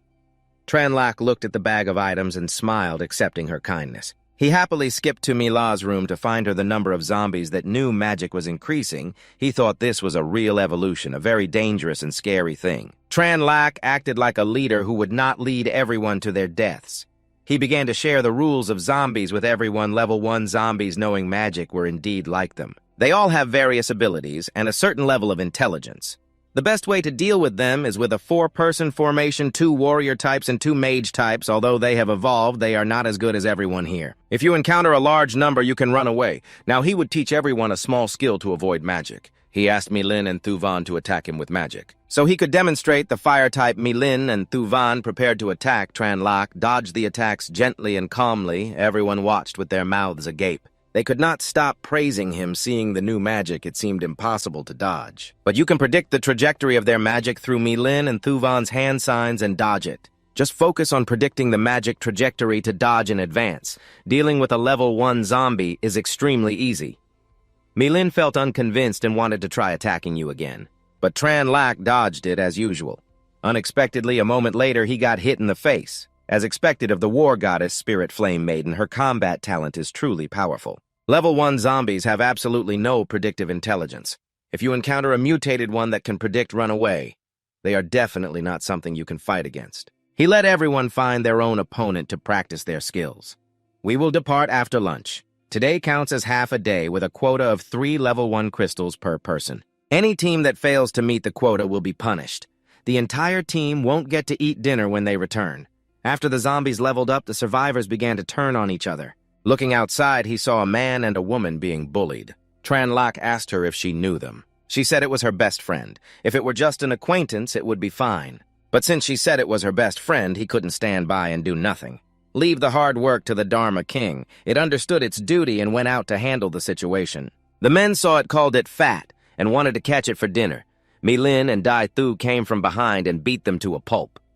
The Dharma king laughed arrogantly, wondering if they still wanted to eat dog meat. Milap went over and told Truong Tin Tin not to be afraid. She introduced Tranlak to Tin Tin, saying he had just saved them. She profusely thanked Tranlak and introduced her father, Truong Dong Tan. She and her father had nowhere else to go, so they asked to join the team. As long as they followed the rules, he said the 2 of them could join. Truong Tin Tin asked Milap to talk to Tranlak so they could have a private chat tonight. He immediately refused because there was already 1 third wheel Mi fan, and now she would be another 3rd wheel. He handed Truong Tin Tin over to Thuvan. When she arrived, she ate heartily and wondered why Milap wasn't eating too. Thuvan explained that Tranlak was the boss and she was just an employee, so eating together would be awkward. But Truong Tin Tin thought she was secretly eating something more delicious. She blamed her best friend for not including her. Meanwhile, in the villa, Tranlak told Milap she needed to observe her friend for a while longer. Your relationship must not be revealed. Besides, everyone in the team has their own value. Let's see what she can do. As long as she's honest, even if she's not strong. He would arrange a logistics position for her. Then, urgent news arrived. More than 10 cars with about 50 to 60 people suddenly appeared at the villa gate, likely survivors fleeing here. He told everyone to gather at the community gate immediately. Thuvan then told the girls to form up and assemble at the gate. The nosy Truong Tin Tin asked. Are we about to fight? Seizing the chance, Thuvan asked what her ability was. Hearing she had a strength-type ability, Thuvan placed her in front, not wanting to take the dangerous frontline position. She then tried to switch with Li Tu, but Li Tu was an assistant and was placed in the back by Tranlak. When Thuvan pulled her, she started crying about how she and Milap were best friends. You can't do this to me! As she screamed and struggled, Milap appeared, telling her not to be afraid and that she needed some experience. Milap reassured her, saying she would stay by her side. I'll make sure to help you feel confident, and if you get injured, I'll heal you right away. Truong Tin Tin noticed the buttercream on Milap's mouth. She started to suspect the relationship between Milap and Tranlak, thinking she had sold her body to be with him. Truong Tin Tin grew even more jealous of Milap for not helping her. Meanwhile, Tran Quang An was refusing the newcomers' entry to the villa, telling them to go away. But they became even more insistent on forcing their way in. Just then, Tranlak arrived. Seeing how weak he looked, the man politely explained his team's shortage of supplies, saying his people hadn't eaten in a day. He asked for some supplies, but Tran Lak said he could only trade, not give aid. 1 crystal from a zombie's forehead could be exchanged for a bottle of water or a kilogram of rice. The man was shocked that he knew the secret of the crystals. Seeing that the approaching team was all women, he became arrogant. He put his hands on his hips and irritably repeated the trade offer to his group. His people were too hungry to fight zombies. Knowing he must have plenty of supplies, they pleaded with him to share some, saying they were helpless otherwise. He was furious with these people who wanted something for nothing. Truong Ten Tin started spouting nonsense again, saying they should keep the peace and just give them some food to make them leave. Mi Lap immediately scolded her for talking nonsense. She wasn't being kind. She was just afraid that if a fight broke out, she at the front of the line would be the first to get hurt. Emboldened, they asked for 500 kilograms of rice and other food, promising to pay it back later. Tran Lak walked over to her and slapped her hard. How dare someone with no authority speak out? Her father helped her up and spoke to him. He revealed that the supplies filled several villas, saying it was better to share them to avoid casualties. He accused him of being cruel, toying with his subordinates' lives for a few supplies. When Mi Lap ran over worried, she snapped at her, calling her a hypocrite. Truly, some people are not worth saving. Tran Lak saved her and fed her, and now she was sowing discord. Tran Lak turned back to the negotiation. The man had overheard about the supplies. Filling several villas, asking for a small share isn't unreasonable. Tran Lak ignored him and asked the man with glasses if he also wanted supplies. He and his team were just looking for a place to settle down. They had no intention of forcing the issue. If the villas were full, they would leave. The shameless beggar asked Tran Lak one last time if he was going to give them anything. He smiled, created an orb, and gave it to him, straight to his face. Tran Lak was done being patient. If they were seeking death, he would oblige. Truong Tin Tin and her father were stunned. Now they understood why Tran Lak hadn't yielded. He won with such ease. Everyone else began to fight as well. Tran Lak ordered his men to take the crystals from their heads and dispose of the bodies behind the mountain. Tin Tin was finally scared. She knelt and cried, begging him to spare her. I am Mi Lap's friend. He didn't care about that, but he couldn't let her stay there anymore. He told her to leave before he changed his mind. Mi Lap had no choice but to say goodbye to her former best friend. She muttered resentfully that Mi Lap could cling to the leader, but one day they would come begging to her. The Dharma king, who was standing by, got a kick in the rear from Tran Lak. He signaled it not to leave any loose ends. The assassin dog acted once more, stealthily following the father and daughter. Tran Quang called to report that the 2 men had returned to see him. He didn't say what about. Seeing that the man seemed honest, he went to inform Tran Lak. Tran Lak asked Milin to take Mi Lap to her room, then went to meet him. The man introduced himself as Lan Than. He wanted to join his team. In addition, Lan Than had something more important to say. He took out a sparkling blue crystal. Tran Lak saw that it was a level 6 crystal. Lan Than said he took it from a dead monster that was over 10 meters tall. He offered it as a gift. Appreciating his sincerity, he asked Tran Quang to explain the team's rules. There are only 2 simple rules. First, absolutely obey the leader's commands. Second, if you desert in battle, you know what happens. Tran Lak looked happily at the crystal in his hand. With this, he could reach level 5 in about 3 days, half a month ahead of schedule. He told Tran Quang to continue guarding the entrance with his men. If more people arrive, ask if their team has anyone with light or other support abilities. If they agree to join, let them in. If not, tie them up and bring them to me. A short while later, the Dharma king returned. It proudly showed off, proving it was a professional that worked fast. Tran Lak held a meeting. All level 2 members were to continue killing zombies. Lan Than and his team would also go for the experience. Since they just arrived, there's no crystal quota for them. They are to follow the others and learn how to fight. Thuvan replied with a loud, understood. Milin started leading them to the zombie-infested area. Tran Quang shared with Lan Than that the girls had been with Tran Lak for a long time and were all level 2. Their team leader Thuvan is even more respected and has already reached level 3.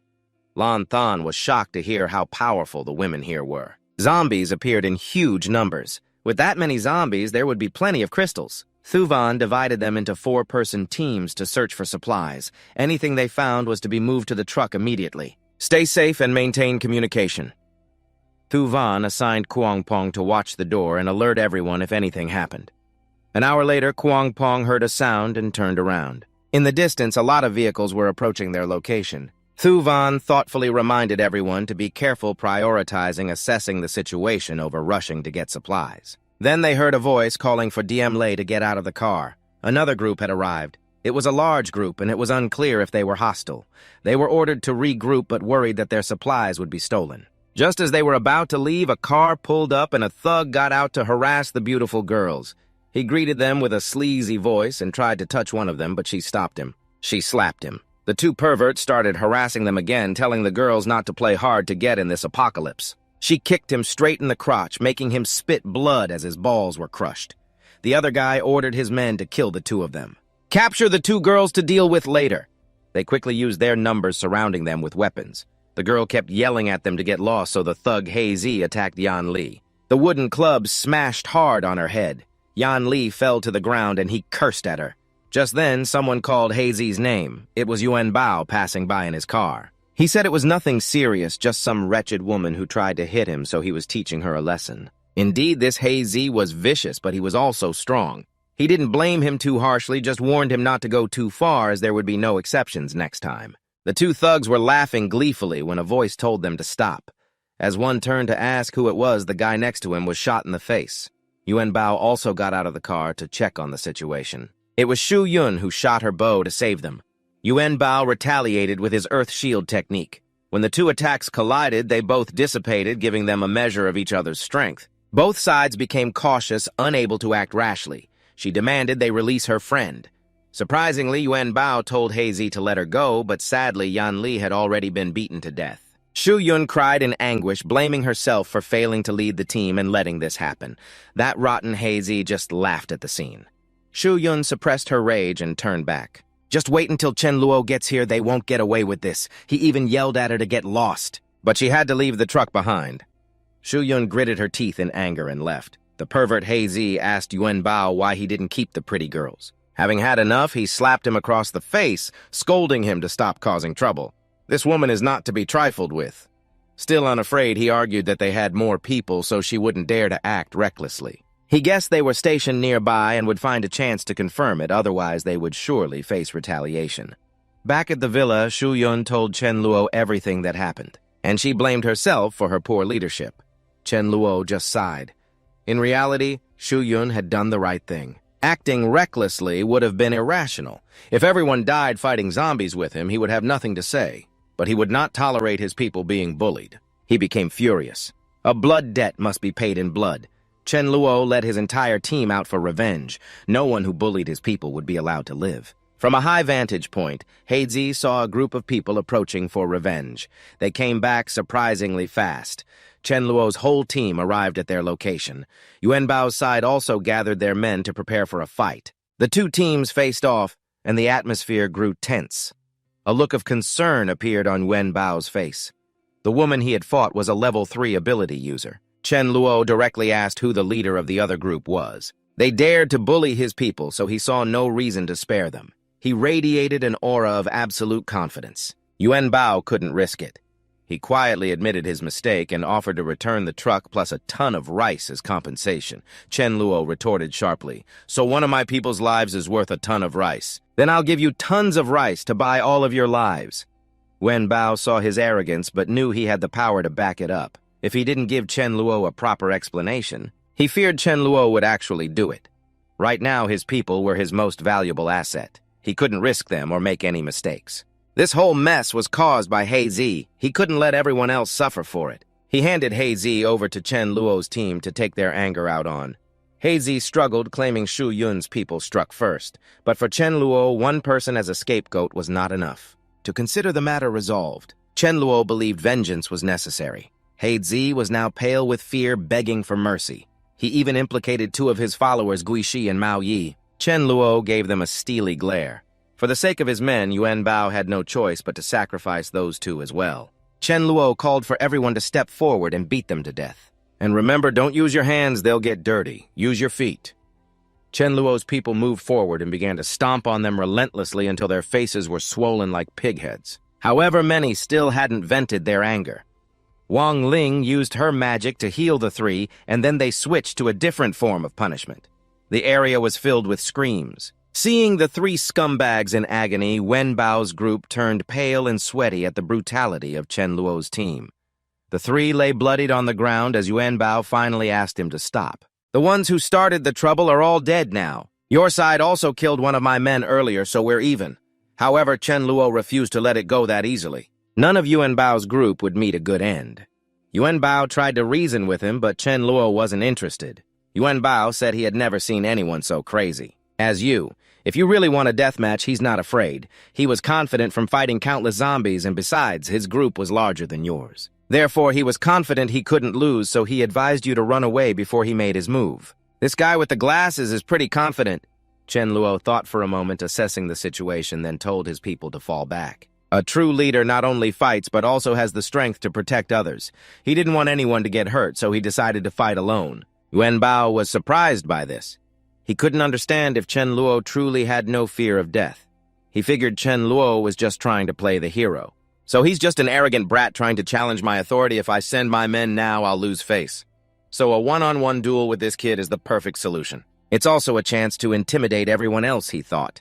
Chen Luo opened his palm and a large blue glowing sword appeared. He then charged at Yuanbao. Only then did he realize how bad the situation was. He retreated and raised his hand, summoning sand to block Chen Luo. But could such a small amount of sand really stop him? Chen Luo looked at him with contempt.